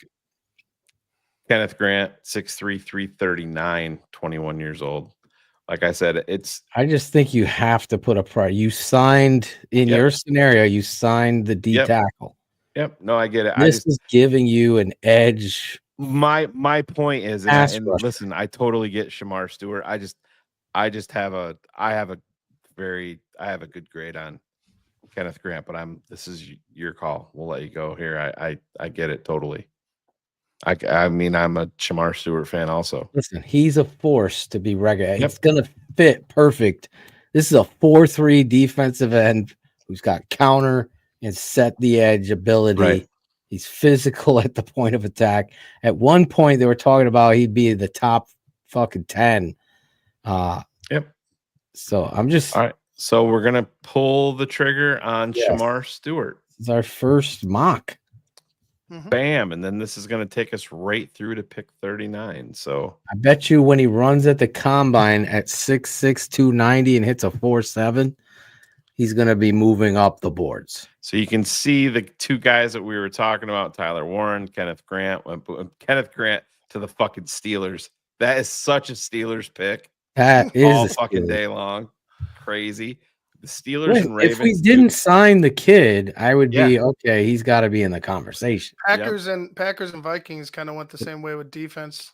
Yeah, we're rolling out fucking Dominique Robinson for God's sake. Zabel to the fucking Ravens is the perfect. They would not take him there. I don't know, man. They take good football players. That's true. They just keep taking good football players. All right. So what are you probably focused on more towards the offensive line? Right there. That would be the guy I'd take here. Yep. From Minnesota. I'm a big fucking fan of him. Wait, Booker's still on the board? Booker but listen, you have 39 and 41. So listen. Oh my God. I really like the kid from Minnesota. I'll be honest, and who was I just saw it in the chat? John S. I totally agree. Booker is not going to be available here on draft day. There's no way. He's the best guard in the draft. I would be remiss Yeah, if I didn't take him here. I would take him. I have a higher grade on him. And believe me, there's some people out there that think this guy is undersized at 6'5", 325. And by the way, he's only 20 years old. 6'5", 325. Yeah. And let me just say, he's fucking athletic. Yep. And he is athletic. The Saints love big offensive linemen. So, like, if it was me, I can't believe he's on the board. I'm going Booker here and taking the chance that the tackle drops. But Ivan, what's your take on this? That's the fucking run I would do. I mean, it makes sense with the talent of Booker, and then if what's his name? I can't. He's Ursary. Ursary, thank you. Ursary, yeah. If Ursary drops, and I mean, who do the Saints This have at guy, tackle? Do we know? He's who a the left Saints have at tackle. Yeah, but you add 6'6", 330 and 6'5", 325 to your line, both guys. Yeah, it depends Super on young. It depends on who the Saints need. If the Saints need to say, it looks like they need a D lineman. So I would say, run. Fuck you, Bullets. Might as well run it. It would be the best case scenario in my idea, or my is if as far as I'm concerned, because you had the defensive guy at the top, then you got two offensive linemen back to back with talent. Well, I would trade here to try to. We're doing 3 rounds. Well, right. I just took Booker at 39 because I don't think there's a chance in fucking hell that he's anywhere near there on draft day. But God, that quitty paper right here, I would trade down to try to hit on another lineman, and then. Well, you got to see where you're going. So let me see. The earliest trade that you're offered is to 52, and you're That's the at earliest 41. Trade. Yeah, you're at 41. You're not going to be at Easter. Ursary's going to be not there. going to get Ursary, no. So then I gotta take Ursary there. There's too much starting talent potential from Ursary. I think he's more physical than any other tackle besides. He's better than Donovan Jackson to me. He's better than Donovan. He's got a real nasty streak to him. So we're going to pull the trigger? Yeah. Bam. I know a lot of people in the chat like Donovan. And here we go. This is where I would take a running back. Well, this is what I was literally just going to go there. And so got Caleb, Sampson, Tritt. I would be fucking running this the is table a for tough. Jud. I would be taking This is a tough choice. I'd be taking Judkins. I would be. I love all these backs. Yep. So how can I trade down? Yeah, you're offered 4 trades. What does the chat feel about running back here? I don't care what they feel. That's No, but we're also doing a show where we have a chat room. Joking. So I'm just fuck the chat. Dylan Sampson's there. Scatterboo's there. My boy Caleb Johnson is there. So you're at 51 and you can go down to 67. That's the closest trade. Yeah, so you could do 67 and 94 probably for 51. I'd like that. You can get 67, 94 and 165 thrown in for 51. But we're 67, 94 is in what, the 4th? Yes. It might be the end of the 3rd. Where are we at? So 94 is, it's in the 3rd. Oh. Yeah, let's do that trade right there. Let me get 67. All right. So we are going to scroll back up to 51. We'll see who they take. They're going to take Caleb Johnson off. Mm-hmm. There he is to the Browns. Caleb. I told you who they're going to take. You see the run. Man, Donovan Jackson lasted there too. So you see the run on my boy Jaden Higgins went to the fucking pack. But you see the run on halfbacks, Caleb Johnson, Scatabo, Samson, Jalen Walker is a fucking steal down here at 56 for Buffalo. So yeah, I mean Dylan Gabriel, Chris Paul. All right, who do we got on the board still? Well, if you go to Judkins and There we Travion go. Henderson. And Henderson. Yeah. Now Judkins, 100%. Ivan, what's your Wait? Just scroll down. I agree with the pick of running back here. It's just who pick your point. I'm in the camp of you're gonna draft 2, and 1 would be later, but right here is a perfect spot to get a quality back. I love you get Judkins here. I could have taken I would have taken Caleb Johnson at 51 if you would. That's who I would have taken if we had to stay there. My guy's gone. Behind him, I would have taken Scatterbo. I think Scatterbo brings an identity and what we're looking for in a football player. But I have Caleb over him. Where did Scatterbo go? He went not too long before the Broncos. Yeah, is that where? Yeah, right there. So Caleb Johnson back to back. Oh, he went to 51 and right after Cleveland and Look, Denver. I would have. That's my order there. Then I like Samson too. Yeah, I'm a big Samson fan. But yeah, that's good. But I think we did the right thing. Yeah, I cannot pass on Judkins here if this is me. 100. I'm taking Judkins. Yeah, take him. Yeah. This is what I was gambling on. I have a bunch of guys that I like there, but now I can cover myself in getting. I'll tell you this. I'm cutting Wyatt Millum right now. I got 3 third-round picks here. I would consider 4 total. I would consider going Wyatt Millum. Going back to the offense. Wyatt Millum is a fucking awesome animal talent here. Mm-hmm. Mm-hmm. Bro. Yeah, you get another. What we're doing here is great. Oh, Elijah Arroyo. Yeah, I really like him. Bond gonna give you some speed.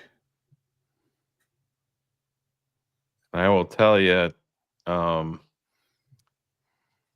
not trying to be a homer here, but your kid from Syracuse. Yeah, he's gonna be. Oh, he might have went. No, he's down. Oh, gee, they're way too fucking low on Gadsden. 212. Good lord.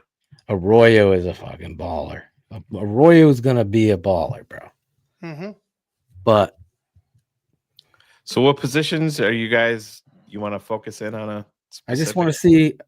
Right now, my Milam is right up there. Where's the defensive tackles? Well, or do you go another edge? I could look at him. Deion Walker is fucking huge. Mm-hmm. Yeah.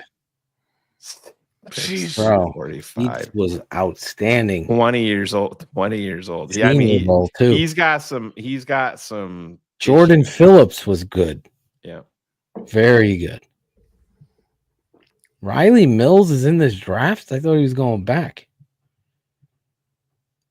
That's the kid at Notre Dame got hurt. Yep. Let me see the edges. Stewart.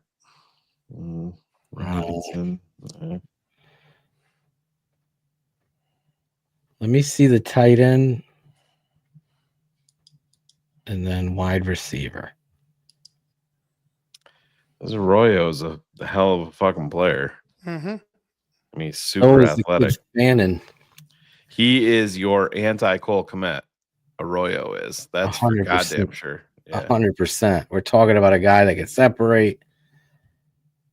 And I have pick 72. That's a wide receiver.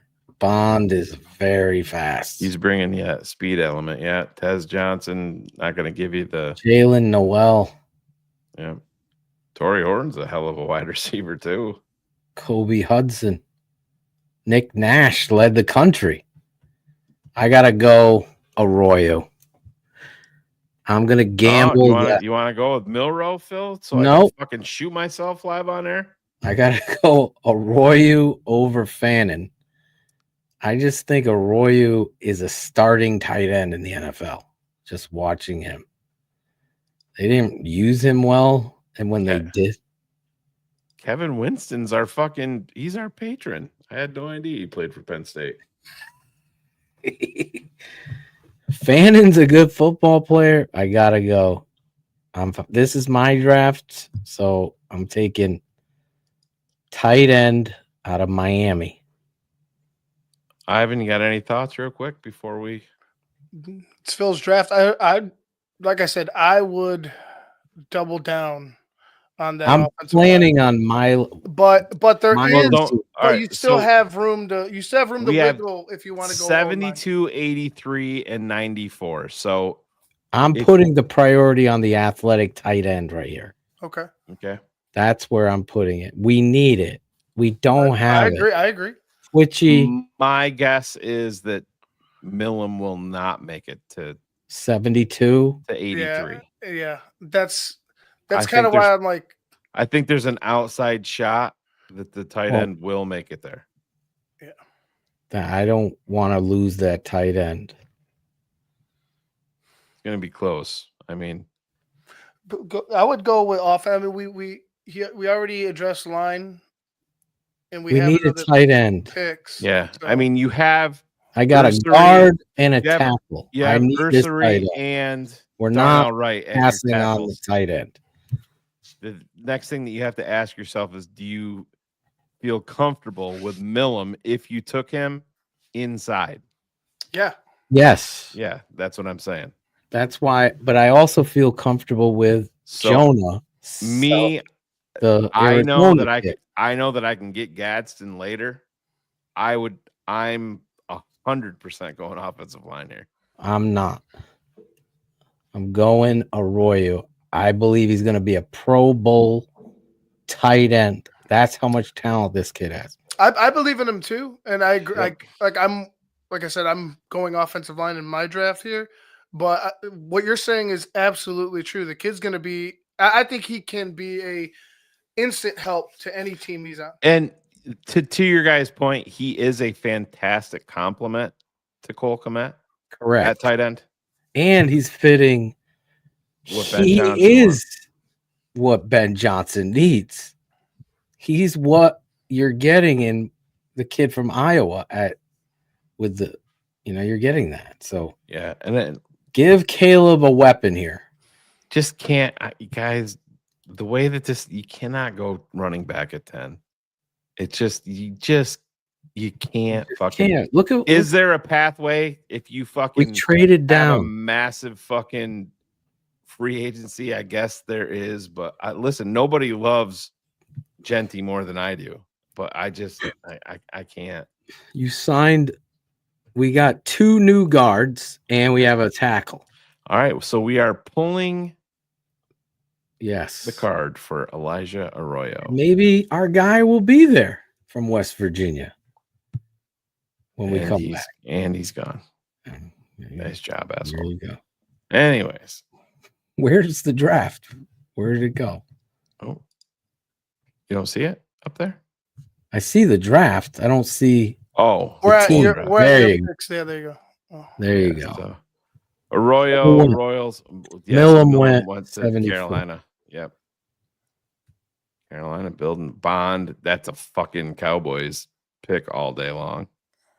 Isaiah Bond. Yeah. All right. So we have 2 more picks in round 3. Where are you shifting back to the offensive line? Phil, how do you feel about Stewart from Michigan?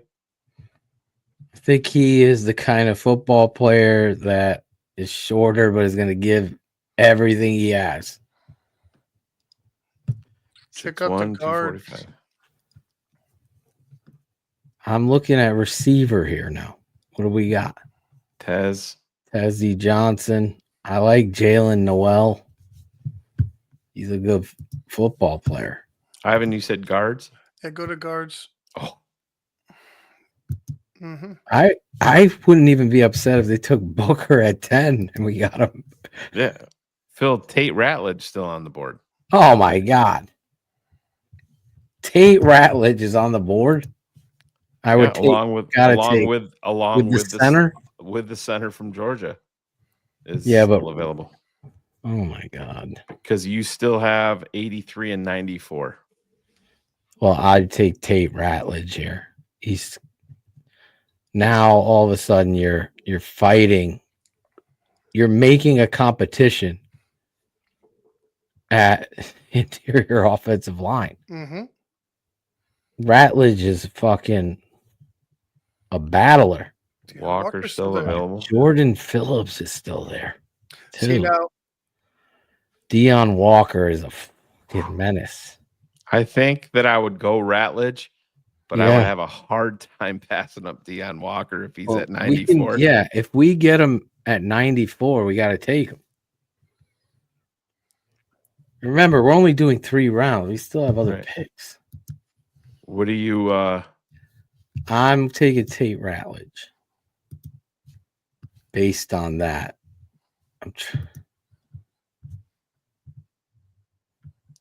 Yeah, we do not have a center, remember. Is Trey Harris the receiver? scroll down for the there's a couple guys that later that might be able if you want to take a shot, but there's Jonah right there. He's a bigger guy. Majors. Listen, Tate Ratledge is a fucking. He's what we were talking about with Olin. He's that kind of. He's a prick. Yeah. Is Trace Harris from Ole Miss? Is he gone? Receiver, wide receiver. Not right there. Oh, he's there. Yeah. I Yeah, like there's some that good guy. wide receivers. Kyle Williams is a good wide receiver from Washington State. Oh my God. He plays in Washington State. That's why they don't fucking give That's him. why nobody knows him. Yeah. What about the kid from Stanford? Nah, he's long gone. What about the other kid, Restrepo from Miami? he's long gone He's too. gone? Yeah. Oh yeah, he went a long time. That kid, he's probably What about my guy Beck? Who was the Carson Beck? I'm kidding. I'm Beck kidding. from TCU? He must have went. Yeah. He had to have went. Restrepo's going at like the top of the second round, maybe even third round. Fucking Lacey from LSU. They have down at 244. Where did they move back up because of the Senior Bowl MVP? Probably. Excuse me. Bless you. Bucks. I had him as my sleeper guy. All right. So where we are at here, so we're looking on the interior. So you're looking at I would take Ratledge, Tate. and then you have Wilson, and then the other one that we were looking You gotta at take was. Tate. Let's see the tight ends. What other tight end? We just took a tight end. I know, but Mason Fannin Jr. is a fucking outstanding Yeah, football. you're not taking a third tight end in the fucking third round, man. No fucking way. Two of Gus Farrat and Yeah, well, that was the first round and 7th round. what about the running backs? You See just what took they one. got. I know. I might want another.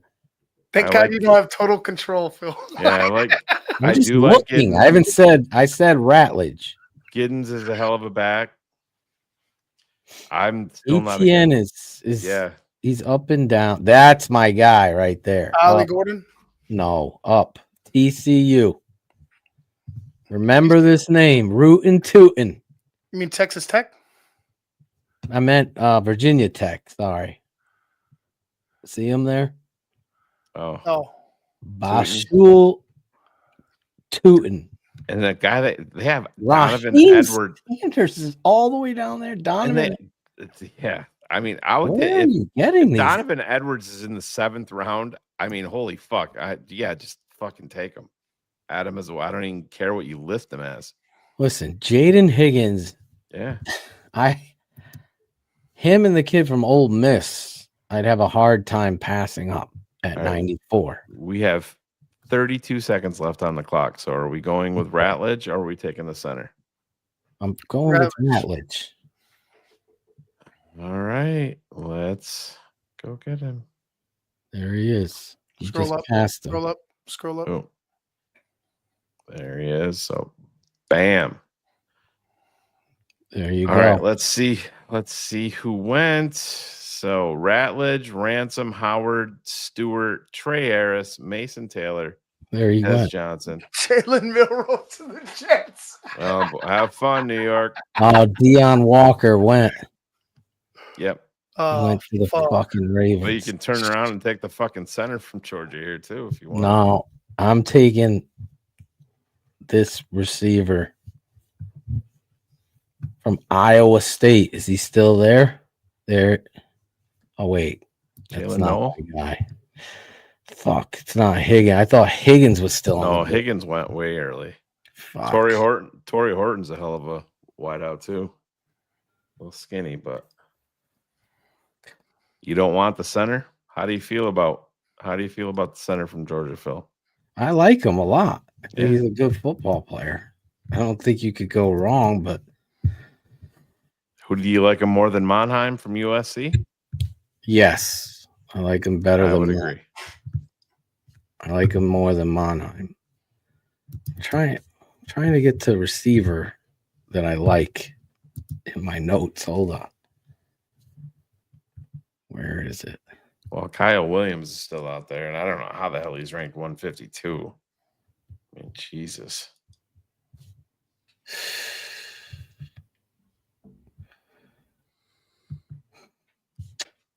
No, I can't. Fuck. All the guys I like are taken. Fucks. You need speed and one speed receiver. Tez We also need a center. is. Wait, you said Royal's still there? Who? From Utah State. Very fast receiver. Great hands. From Utah State? No, he's not there. No. No, for me, I mean Lacey, and that's much later. Well, now I got to go value because I would have taken the kid, the defensive tackle from. Do you want to look at edges? I mean, the I center don't staring. like it. I like Phillips Jordan still looking- Phillips. Yeah. Jordan Phillips he's a tough guy to block. He's a little crazy. Well, let me ask you this. Do you think that, and this is the way that you have to look at it, Wilson is your day one starter at center?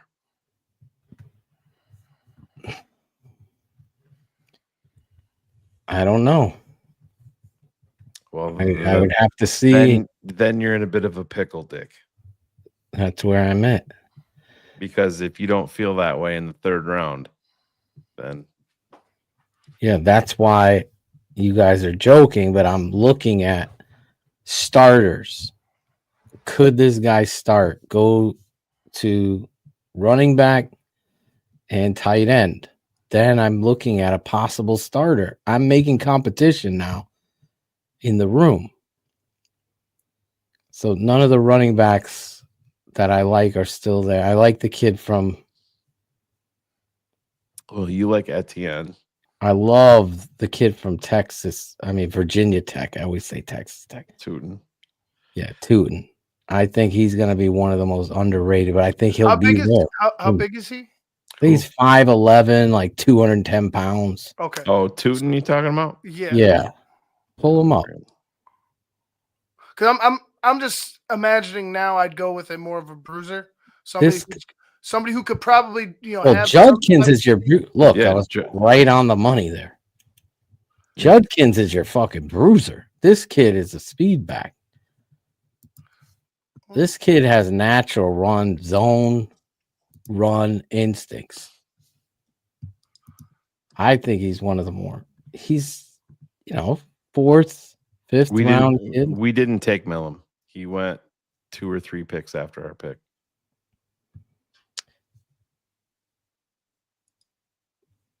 I was told that Tootin ran a 4.3. Yeah, So I do you couldn't- want that speed? I couldn't think draft. 4-3. I couldn't draft 2 running backs in round 3. So But I'm not. Yeah, not in round 3. All right, let's go to the safety position. I like the kid from what's his name? Kansas, Neil, but he's not as good as the kid from Virginia Tech. Just remember the name. Malachi Moore's got some attitude issues, and I mean, it's a guy you can get much later. Just played a lot of football. 2 and 4, 3, 2, 40, says the Axe Man. Wow. Yeah, he plays on his not a very good team. Linebackers. If you want a guy that lost the national title, there's a guy there from Notre Dame for you. Very reliable linebacker in Jack. Based on this, I'm either taking the tight end Fannin, or I'm taking the defensive tackle from Maryland, Phillips. Those are my two. Ivan, what say you? I don't know much about Fanning, but I would avoid a wide receiver. Go back to Now, let me just say this about pull Fannin up, put him up there. He's going to be talked about as the best tight end athlete in this draft, without a doubt. 6'4", Oof. 230, 20 years old. 20 years old. Go to what was that chart they gave you? What's this? So you're pretty much saying you want Cole Kmet out, is what it is. I want 3 tight ends. Yeah. And Cole Kmet to be pushed 100%. What Cole has done is say, I'm a little teapot, short and stout. That's what he's done. And he has to, I mean, we need separation, effort, not pouting, podcasting, and pointing fingers. There's the 3 P's. So listen, but Phil, what you have to talk about, and if we just you take off your coach's hat for a second. Now, if I'm the GM, this is what I'm saying to you. Yes. Are you? This kid is prioritizing a third tight end over a potential starter at center in Wilson. This kid could start for us, would be my argument. We run 2 tight ends. We just got Arroyo. Right.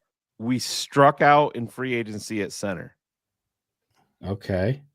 So right now our options are Ryan Bates, and we gave Coleman Shelton a 1-year deal. Well, he'll be who are the unrestricted free agent centers? We struck out in free agency. That's what I just told you. That's what you said. Yeah. We went after Dahlman. He didn't sign. We didn't consummate a deal.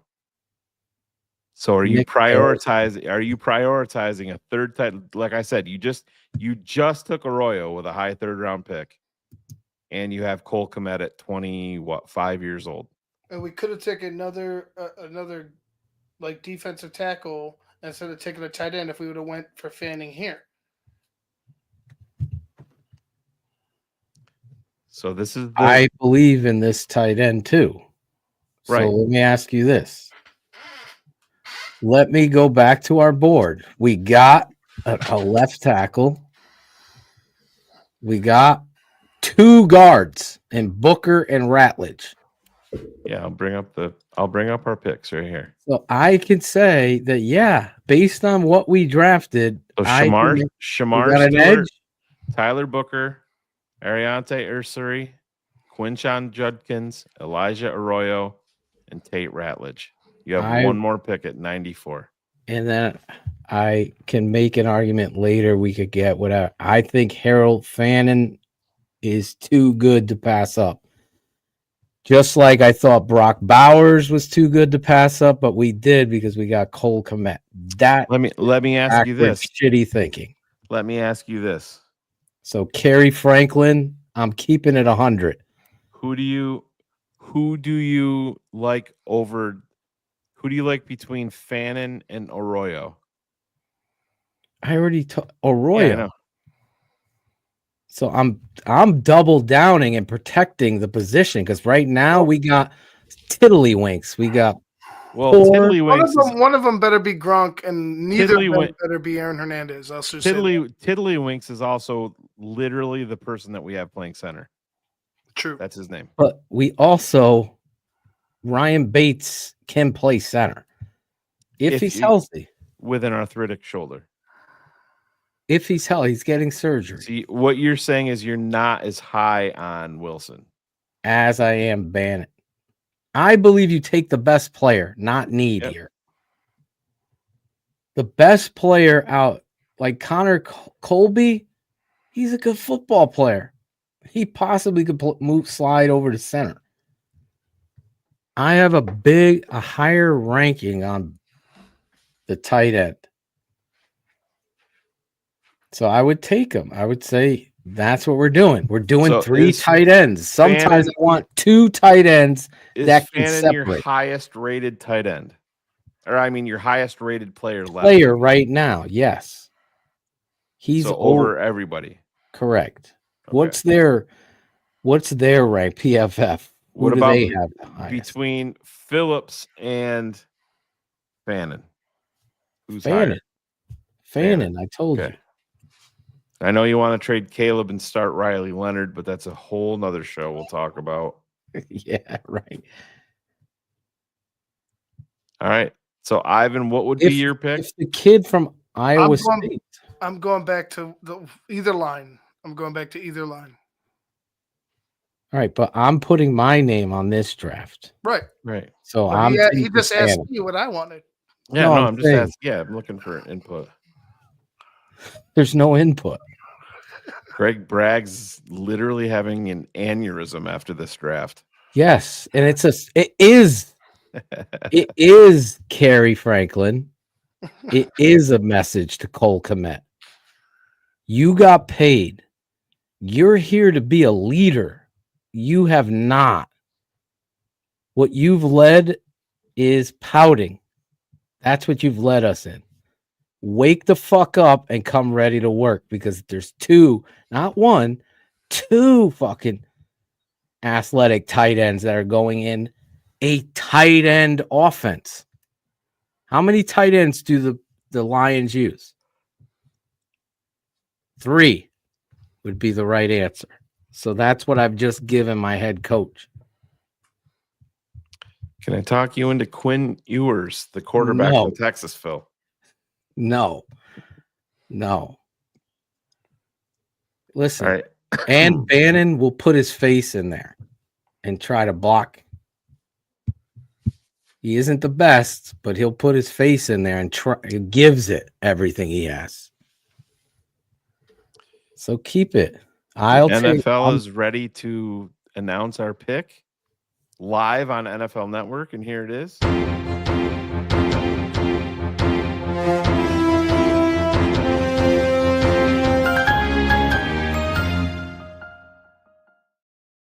That's usually how they feel about us. They go to a commercial.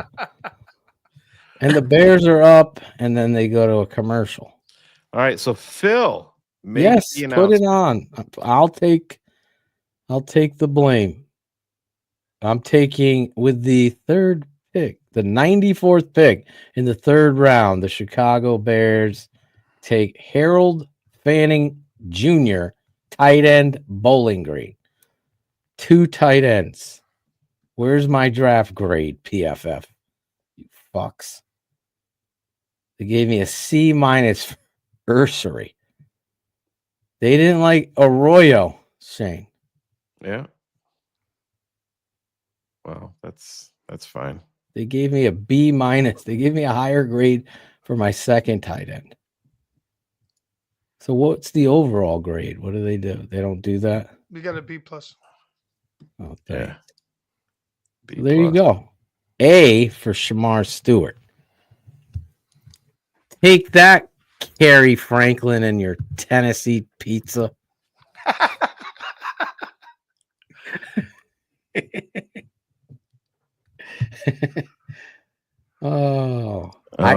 That was Should you fun. put my draft up there again? Like I didn't take fucking trenches.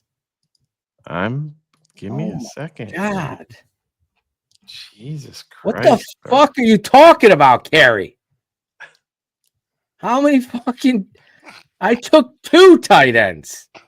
2. Fuck. I took 2 guards and a left tackle, and I didn't take the trenches. What are we doing? Where's Jim Larison? Jim Larison gave me an A+ for my draft. Thank you, Jim. Jim says tight ends for everybody. Carrie gave me a B+. Where's the trenches? Let's see. Is Booker? Jim, listen, let's analyze this Booker picture. at 39. Is he wearing a seatbelt? No, that's his belt. But why is his shirt underneath the belt, untucked like that? That's a napkin or something. This fucking shirt. It's his shirt. What I always thought it was like a napkin for the wine. Damn it, Larison. What is going on? Yeah, Maybe it is a seatbelt. He's like, considering he's fucking not a strap fucking me float. into this fucking party barge. I ain't falling off this bitch. This motherfucker is riding on a boat with the sun going down. He's got his fucking. Thank you for taking a picture of this. I didn't take any linemen. I took 2 guards and a tackle and a defensive end. And a tailback that's going to fucking break tackles. That's an A+ draft right there. Sorry. Breaking news. The tape never lies. Network breaking news. This just in to the TTNL news desk. One Harold Fannin Jr. just got arrested for snorting blow you're off of a hooker's ass on Jim Larison's boat at New Haven eating pizza. So we just blew the pick. Listen, how many years have we lived by the take good football players? Stop with the other way. Sean Stewart agrees. Take good football player. That's why I love Sean Stewart, who, by the way, him and Ivan. Oh, should we save it for the patron?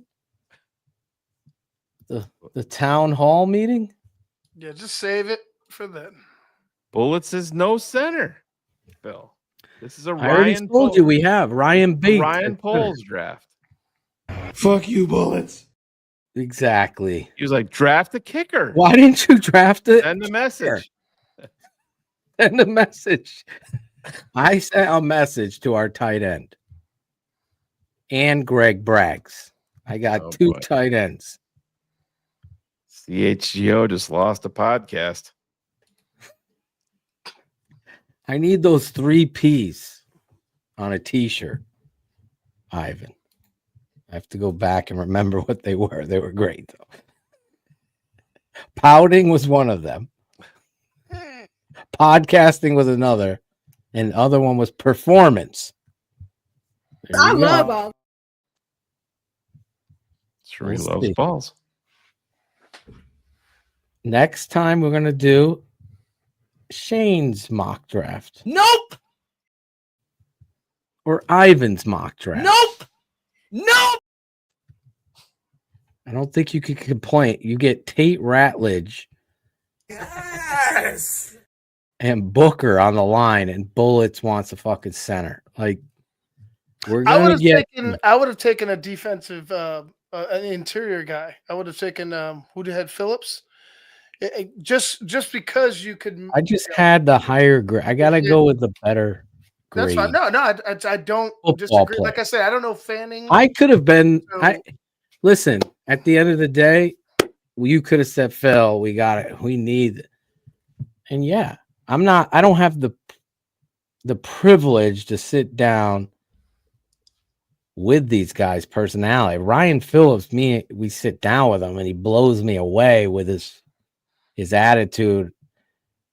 And this is a guy that I want in the room. Then I would fight for Ryan Phillips, but there's Fannin is a fucking athletic, big time tight end, and you can't have enough of them especially Caleb. Get the tight ends in there that are going to separate. Watch what happens. Look at old as Ertz run. I mean, he was separating and helping his quarterback. It's just there. It just hasn't been here in Chicago since Greg Olson like that. You had some speckles with Cole Kmet, but last year it was just like everything. It was a shit show. But you would think he would rise to the occasion, you know? And I just don't think you could sit. Is there a guy in free agency at tight end? No, I had Shane read them off. That was the point. They're not. So that's why I was like, you know what? I'm doubling down. I even went into it, strategized. I got to get 2 tight ends out of this draft that are going to fucking help us. And I still, by the way, Kerry Franklin, had 2 guards and a left tackle. A left tackle, by the way, that I think could start. That's how highly I think of. We still have more picks, too. We still have, there's still more picks. Ivan, do you want some breaking news? Alex Bregman has just signed a 3-year, $120 million contract with the Boston Red Sox. I had a feeling it wasn't going to be Chicago. It was taking so long. Jackal's rubbing one out right now. He was the one that texted me, and he said, "Fuck Vargas, it is stupid." Plus, I mean, it's all right. Were they going to finish 4th now? All right, awesome. Good luck. I love it.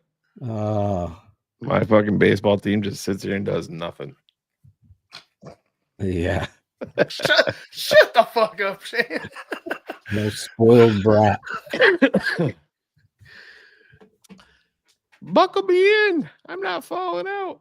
So have they shut down the NBA for being the shittiest league ever? Have they closed it now? Not yet. They're about to. Then there's this.